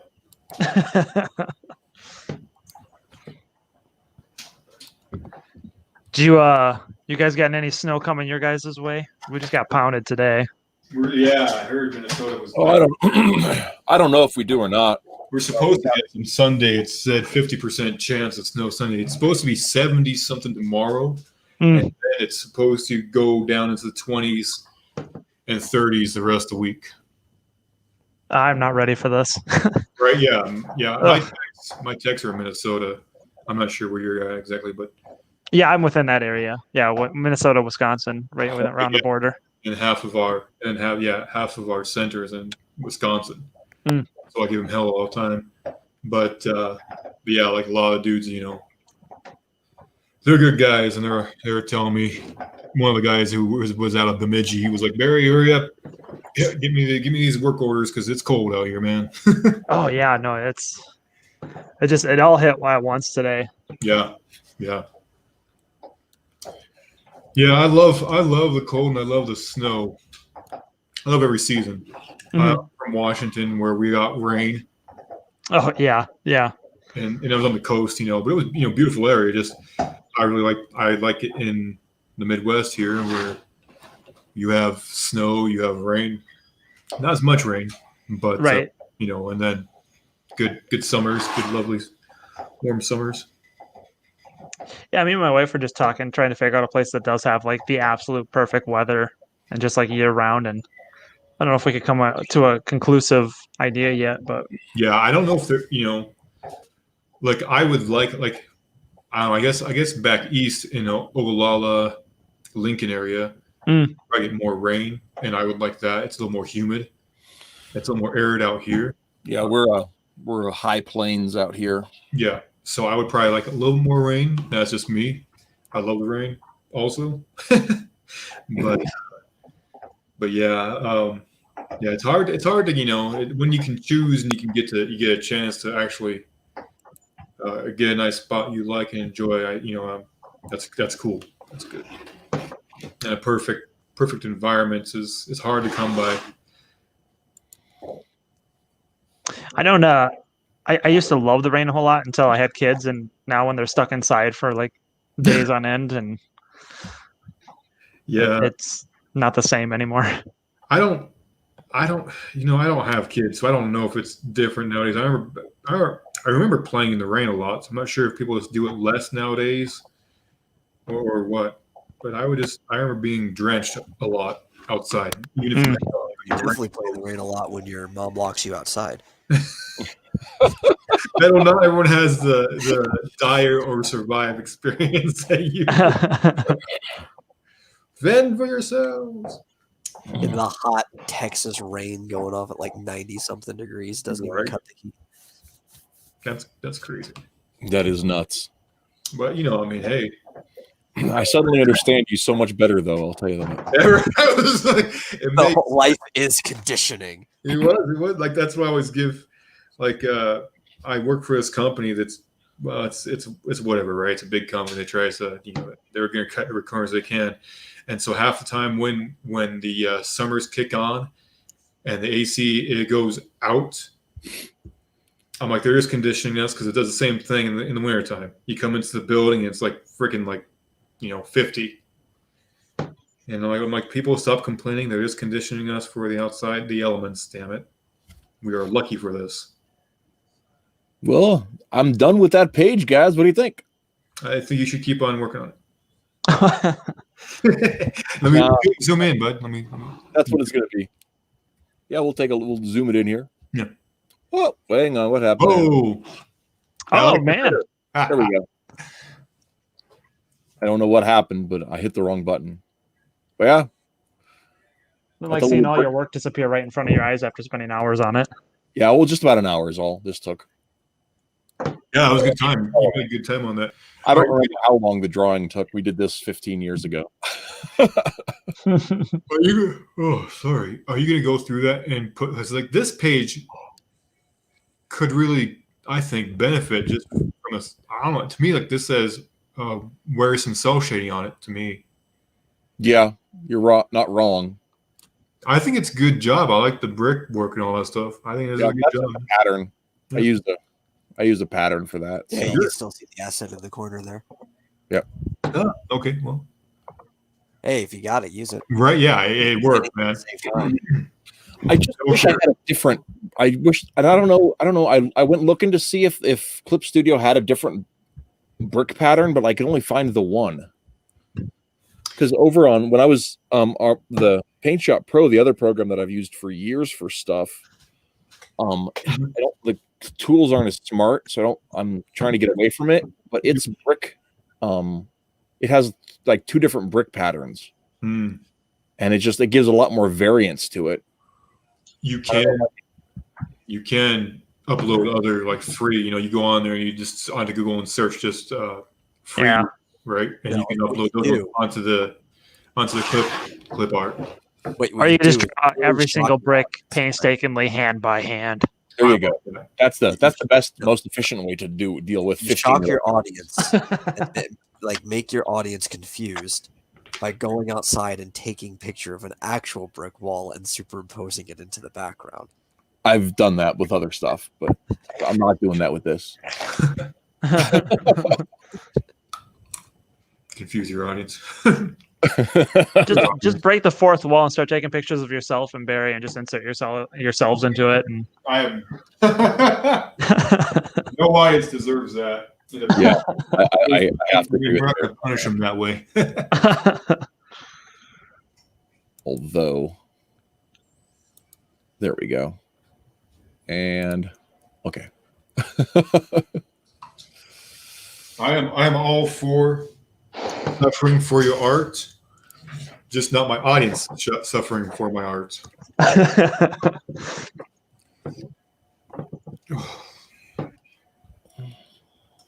So, yes, I will save it flat.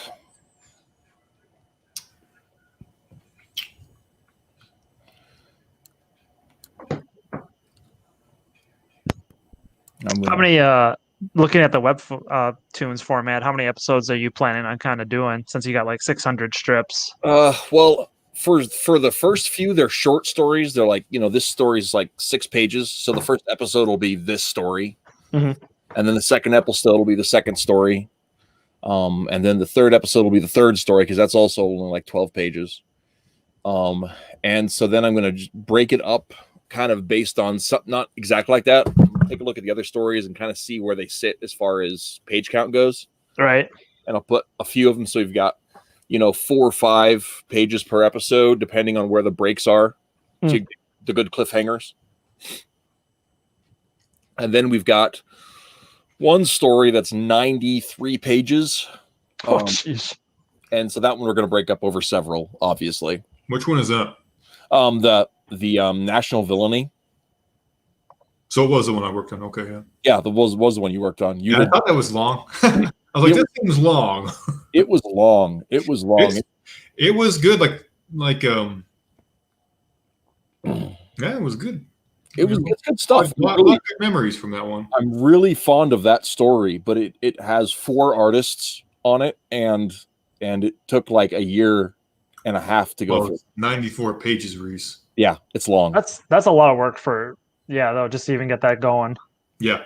No, it we started it before. It was like We started. I liked some of my like that was when I was developing like just my cartoony style, and I liked some of my work on that, and that was when I was developing the shading and shadowing style I was working with Joe on with. Mm-hmm. I don't do that much anymore. I do a different one now that I'm using. But if I went back to coloring and doing forces, I might use that again. Well, and some of the fun things about that story that's going to be really interesting too is it's like gray colored. So like I'm going to flat color it, but I'm not going to be able to use like a lot of fill tool with it. It's going to have to be brushed on, but it's going to pop. Yeah, it'll look solid because of the gray tones already on there. Yeah, just use the outline tool and just drop and brush, and it should go pretty fast. Yeah. I'm excited to try. I'm excited to do it, but it's gonna take some time. That's okay. Yeah. So time is your best friend. Oh man, I don't know about that, but because I have other stories to get on, but at the same time I'm looking to expand the. Oh well, what the heck happened here? There we go. Greg's eyebrow got missed somehow. What the heck? Greg had an accident with the razor in the morning that morning. Well, I fixed it. Thank goodness. That's no fun.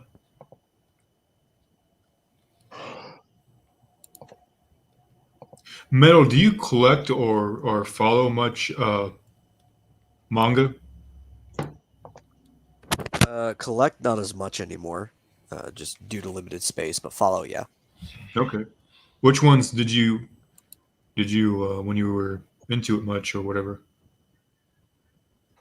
I was really big into pretty much anything Rumiko Takahashi made. Okay. Yeah, specifically my favorite's Ranma 1/2. Really? That was huge. That was huge back about 20 years ago, it seems.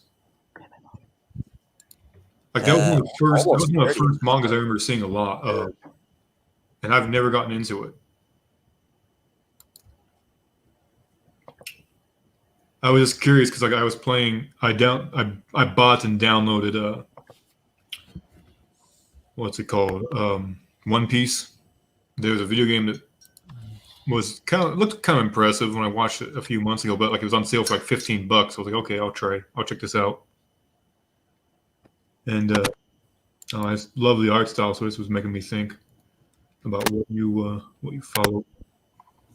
I tried getting into One Piece. there's a lot I respect about it, especially when it comes to world building. It's actually one of the best stories when it comes to world building, but Right. man, is it hard to slog through some of the story arcs.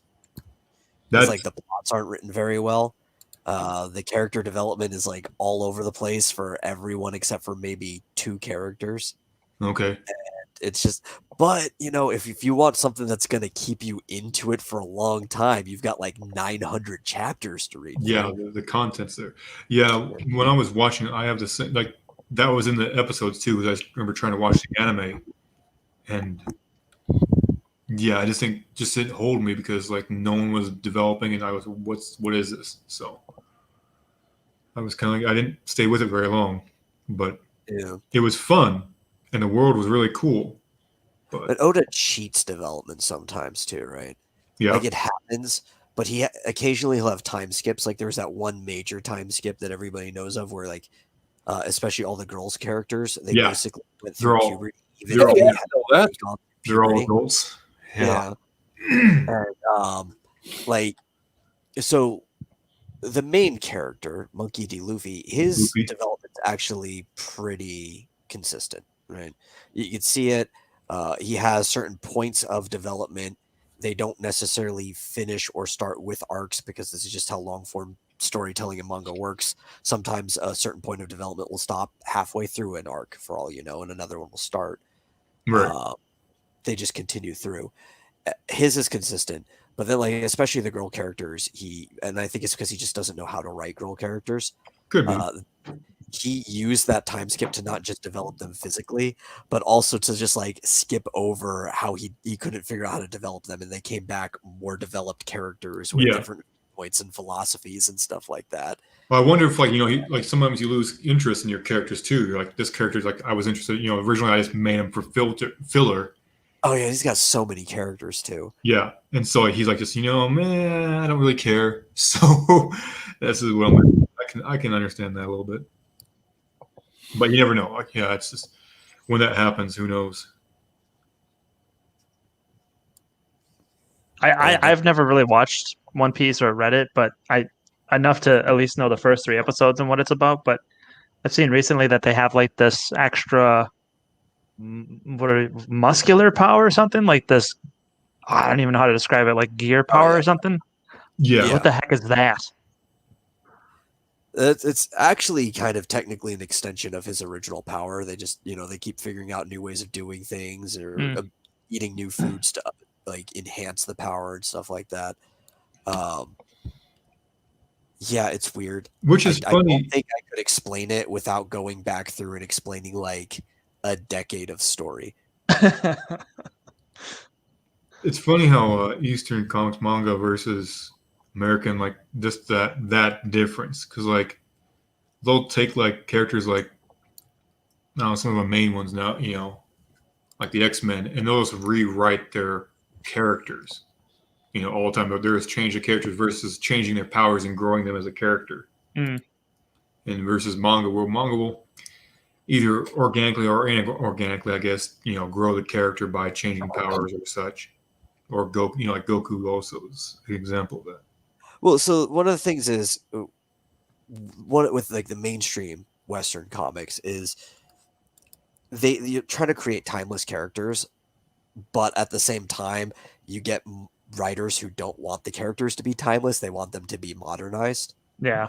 And so these are characters that they do develop, but their developments are usually minor or story specific, and you can kind of enjoy them at any point in time in their life without having to enter at the earlier points in their life, right? Like, Peter Parker does go through different developments in, say, college than he did in high school, but you don't really have to see his high school developments to enjoy Peter Parker in college. That's the way the characters are written. While, which I think you'd probably appreciate this more, Matt, since you kind of write things in fixed timelines like I do. Manga tends to be a set story. It's not just trying to this guy on whatever adventure. You're actually just following the life of whatever the timeline of the story is. Right. Right, but with Peter Parker, like Marvel characters, they don't, they're disingenuous about that same thing because they de-age him. They, they don't have any there's nothing with it. Like, it's like when Grant Morrison writes the X-Men. He's like, here's the backgrounds to these characters. Let's throw it out. Yeah. So, Yeah, I think one of the things that like, I was thinking about this today. I went back a while ago, or I've been going back and filling in. You probably don't know this. I know, Barry, you do, but back in 2014, we redesigned the Ideal Comics website to have kind of be a catch-all for like nerd stuff, and so we had like a blog of Chris and I both would blog and do comic reviews and talk about movies and games and all kinds of stuff. And so a year ago, June, so almost 2 years ago now, we just went through and migrated our site over to a new server, and I've been reloading old blogs and just a ton of stuff that brought up there from the distant past and all that stuff. And as I've been going through that, found there was a big to do, a big humdinger thing back in 2015, I think it was, when they ended the Ultimate Universe, right? And they said, okay, no more Ultimate Universe. We're going to do something different. And they brought Miles Morales over to the main universe, and it was a big deal. They said, okay, we're not going to do the 616 universe anymore. And they claimed they were just making one universe, that was going to be the end of the multiverse in Marvel. Well, that was not true. Right. Yeah. It's never gonna be true. Like they're never gonna, it's gonna change always. Yeah. But I mean, what it was like, it was consistent for 3 months. Pardon me. Marvel being consistent, that's unheard of. Right. But one of the things that I thought would have been really cool, because that was not long after Disney had bought Marvel, and Marvel started publishing the Incredibles, as there was a Incredibles miniseries that Marvel was publishing. And I was like, okay, so Disney just bought Marvel Comics, and they just bought all this kind of stuff. Are they going to go through and make a single universe and incorporate their version? Because Disney did a version of the Big Hero 6, which was a Marvel property, but it was not the Marvel Big Hero 6. Right. And so I was like, are they going to make a combined universe with all of their stuff in it? And that would take care of, because one of the things that Marvel always did that was weird was that they have all of these characters that are firmly built into the 60s, right? But they're their main characters. So what do you do with it? But that just gave me a weird idea. Could you imagine if Hercules was replaced with the Disney Hercules? Yeah, that'd be hilarious, right?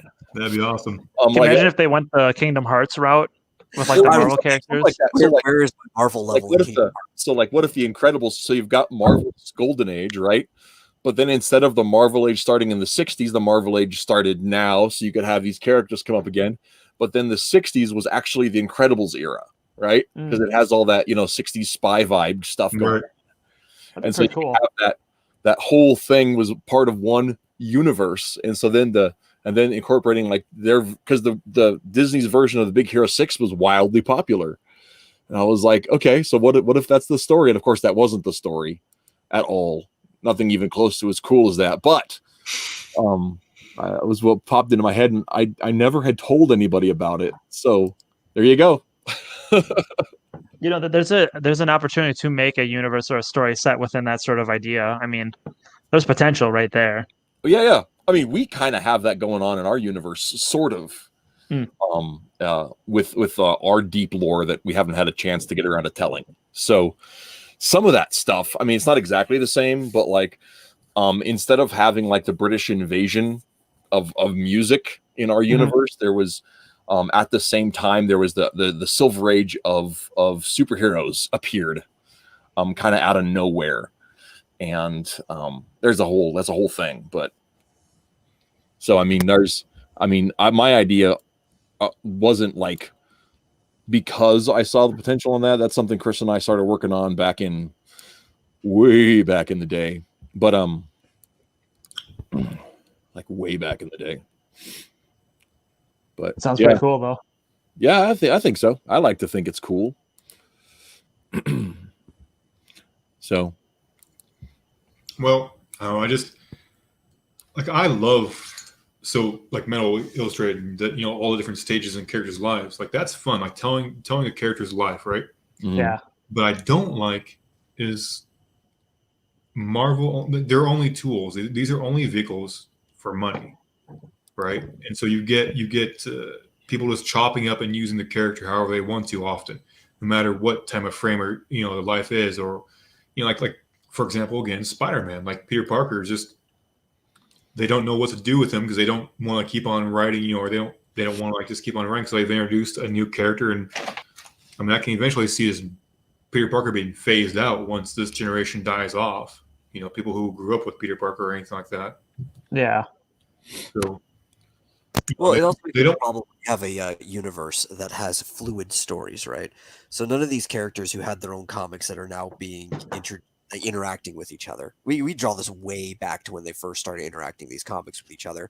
None of them have fixed timelines through their story. So like when they interact isn't fixed either, and then they're constantly changing things with the modern times update. There's no rigidness to these stories for you to really even be able to pick specific spots from these people's And lives.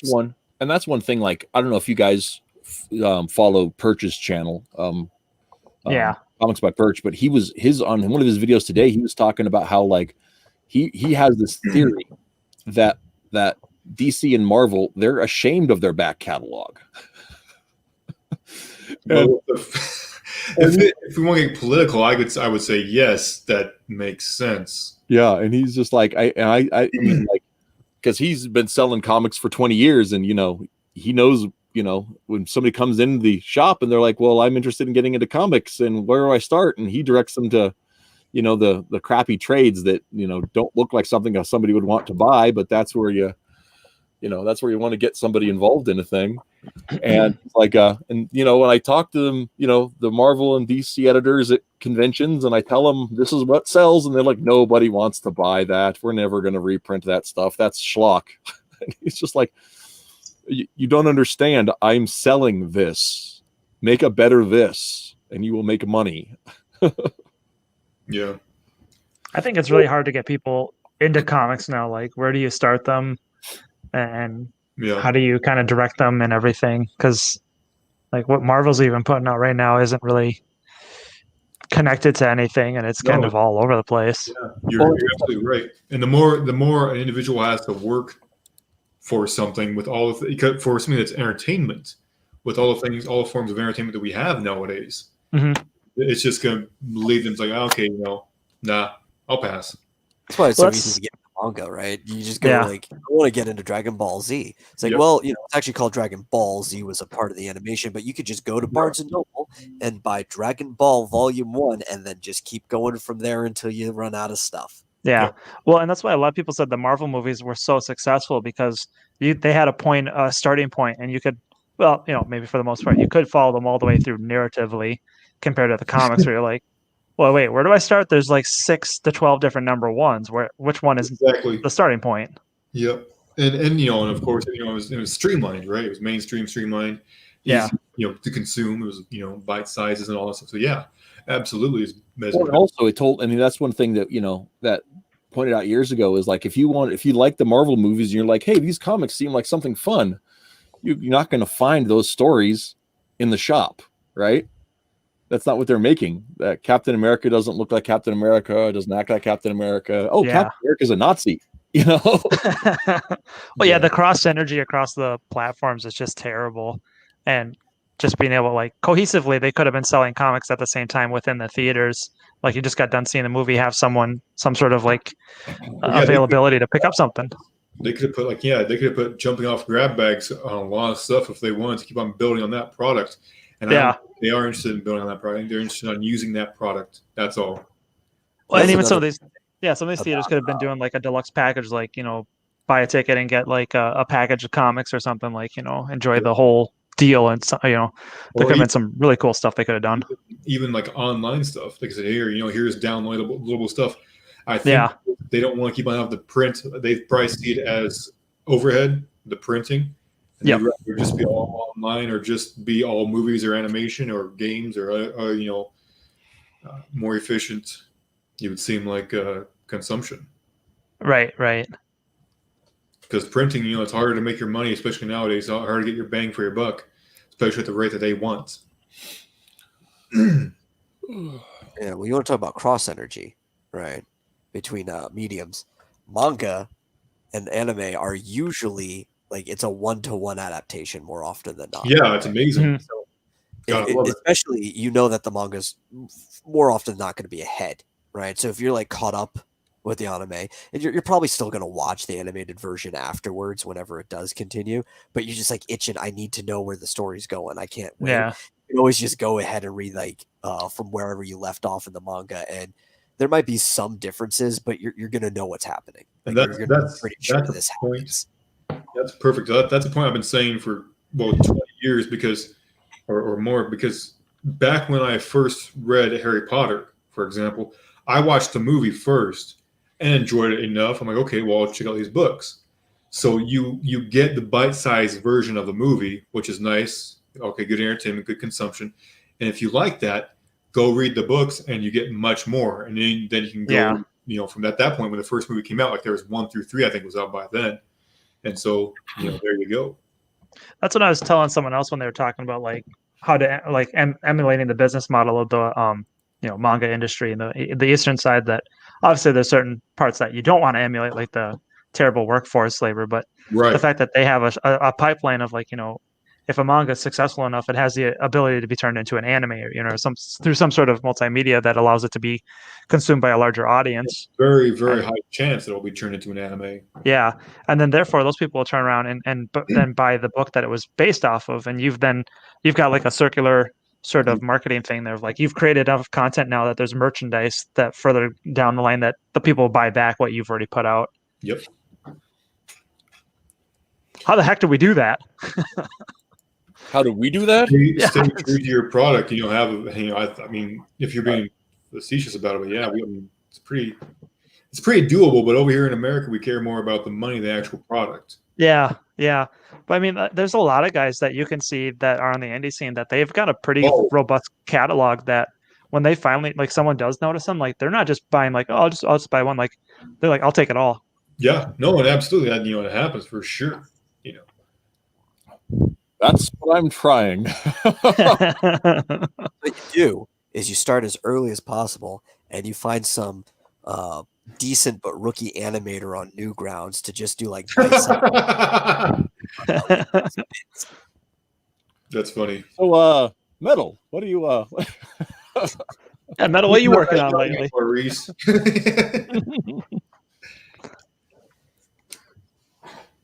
That's funny. Yeah, it's a lot of vision, a lot of working together and having a plan, and I think a lot of it's being fair and having people that love the same craft. It's a lot of good things, a lot of positive things coming together to make something that's good in an honest way. Because a lot of times, you're not making money. I think, as we all know, you're not going to make a great load of cash right off the bat. Sometimes you do, but not everyone erupts. No. Well, and then to keep that same sort of level, that's a whole entire different game too. Like you might have something, then you're done. Like you're a one-hit wonder. Yeah, exactly. To keep that grind, like you were saying, and Metal was saying, that happens with the Eastern, comics and with manga is, those dudes just go. And again, sometimes, the Jumps and other publishers, it's pretty hard. It's a pretty hard meat grinder. Yeah. Like, who was it? The gal who made who's she married to? The gal who made Sailor Moon. Oh, it's actually married to the guy who made Yu Yu Yu Yu Hakusho. Hakusho, yeah. And, Like they Yeah, those two, like, talk about a power couple in my mind. That's just the most. And night and day differences. Like if you see their workstation, she has like the neatest, most pristine room ever. Yeah, yeah, It's like a child's bedroom, just mess food everywhere. yeah, it's awesome. But like I love that. Like that to me, like, is a great story just in itself. But like they like wasn't like they got married and they like it was 8 years. Also a comic creator. What's that? Akira Toriyama of Dragon Ball, his wife is also a comic creator. Yeah, yeah. She even helped with some of his later stuff. Okay, I did not know that. I'm sorry. It's very common in the industry. Makes Well, sense. that tends to be all the people you're around at some point when all you do is that. Yeah. I just had over the weekend. My friends Zane and I cannot ever remember Zane's last name. I mean Zane's wife's. Their last name's DeGane. Yeah. But he has a wife, and she's a very talented artist too. And they both went to the Kubrick School in New York. I think that's where they met. But I can never remember her name, although I bought her comic. I still can't remember her name. I have her on Facebook. Is it Olivia? Olivia, yes, that's it. That's it. It's Olivia because I'm a bad friend. Anyway, yeah, they work together on stuff. It's cool. It's cute. It's cool. I like that. Cute and cool at the same time. It is cool. That's me. I'm utilitarian with my speech always. Hey man, it helps me feel better about my horrible speech and making up words all the time. That's the opposite of what I want. Is it? I want to make you feel terrible, Barry. This is true, actually.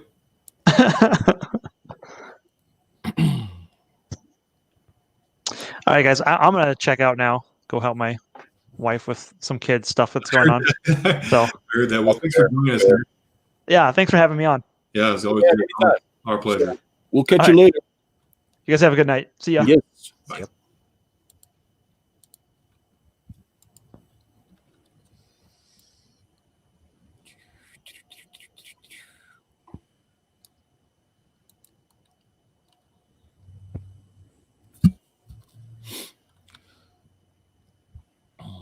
Do, do, do, do, do, do, do.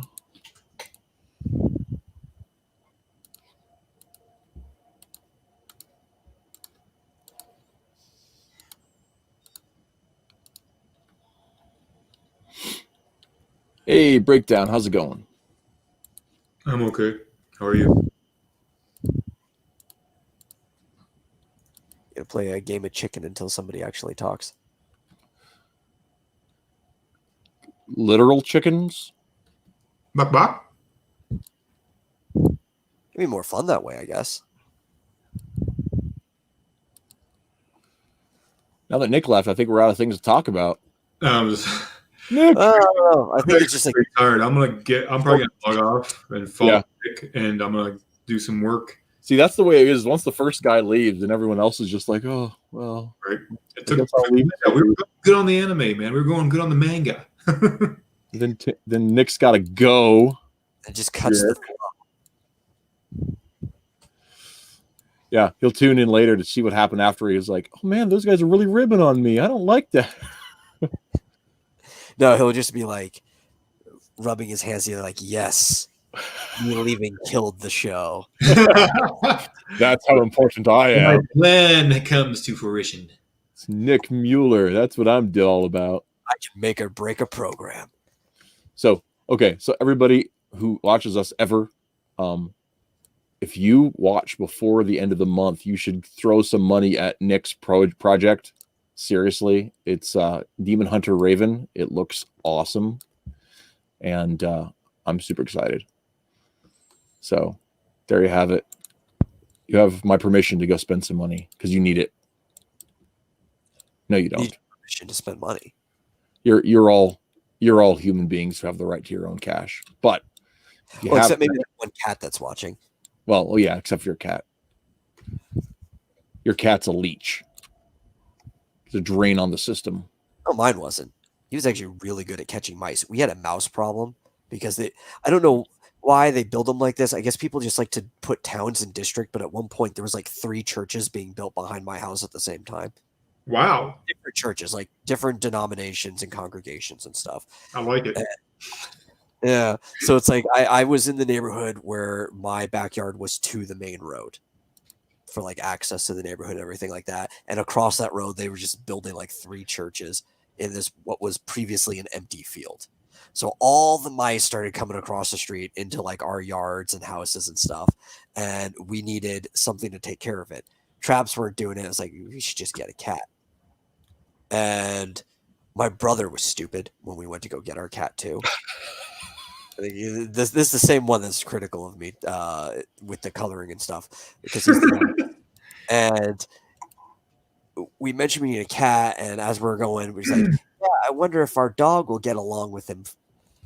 And so the people at the shelter is like, wait, you have a dog? And so then they made us bring our dog to the shelter to see if she would get along with a cat, because in good, they can't Right. give you a cat that might just be killed. And they had like a test cat that they had. It's like, this cat's tough. And so like it's all missing hair. It's like a rah. no, it was there, but he's like, this is a big, tough black cat. Yeah. And so he can handle himself if something goes down. But if your cat gets along with him, then we'll let you have any cat. And we saw the cat and how he carried himself. You know what? We actually want your test cat. Can we have him? Right. I was gonna say, can we put a spiked color on him? I want the tough cat. And his name was Rocket. And within a month, we stopped having a mouse problem altogether. Rocket took care of the mouse problem. That's remarkable. That's awesome. That's a great story, Metal. Oh, he's a great cat too. Like, he would lay in the backyard, just like in the grass, waiting. Really good senses. Like blue jays like to dive bomb and mess with cats and stuff. He'd, like, wait there, and he would do like a backflip 6 feet into the air, catch the blue jay, and bring it down to the ground. Nice. Yeah. And he once baited like 3 neighborhood dogs under a car and was swiping their face as they were trying to get under the car to get to him. Yeah, he's still alive too. He's like I don't know, probably 15, 16 years old now. Nice. Yeah. And my mom actually wanted to put him down. I was like, no, you're not allowed to put this cat down. He was a work animal. He did his job. You can let him enjoy retirement. We never had a pest problem again after that. Yeah. That's funny. That's Yo, amazing. That's a lot. That's very similar to the cat that I grew up. Like, my mom had this cat named Petey, and I was born when she had him. And there's pictures of me like laying on him. He's a huge cat, so I could like lay on him. He didn't care. Yeah, just all that stuff. And he would do the same thing. He would catch and kill crows, and do all those crazy things. He would back in the 80s, there was these knotted windows, like the latches. He would turn the latches and then lift the windows up to get outside and inside. Just crazy, big, mean, ornery, loving black cat. But I don't remember how he died somehow. I can't remember if it was just old age or what. He wasn't young when I was born. It's really cool. But I'm gonna get going, guys. Metal, thanks again for joining us. Yeah, it was fun. Yes, sir. Yeah, I'm I'll gonna check take off that, to you then. check that homebrew out. Yep. Thanks, Matt. Good time. Yeah, Yeah, it was if fun, you man. have any help with it, hit me up. I've already got a lot of experience like making characters and monsters and stuff like that. So Hell yeah, I will do, man. That and the sprites and all that stuff. Like, I'm still working on trying to learn. Actually, Metal, I have a question for you. Since you're like the RPG thing, I need to go through it. We've been working on a tabletop companion game for our universe, and if you're interested, I'd love somebody to try to break it some more. yeah, I've also been working on a tabletop mechanic for my own thing. So I'm probably the guy to ask to help out with that. Yeah, our friend Darby has helped us out a little bit. He does D&D stuff, and we've done some play testing, and he gave me notes that I need to go ahead and add into it. But there's definitely some holes in the mechanic. So Yeah, I'm we actually break it and find holes. systems and stuff. So I also made a trading card game system that I'm in the works of too. So like Nice. math and running scenarios and stuff like that. Like I'm good at that. Like Pazak? You mean like blackjack? All right. Have a good night, guys. anyway, guys, we'll catch you later. See ya. How do I leave this thing? How do I leave?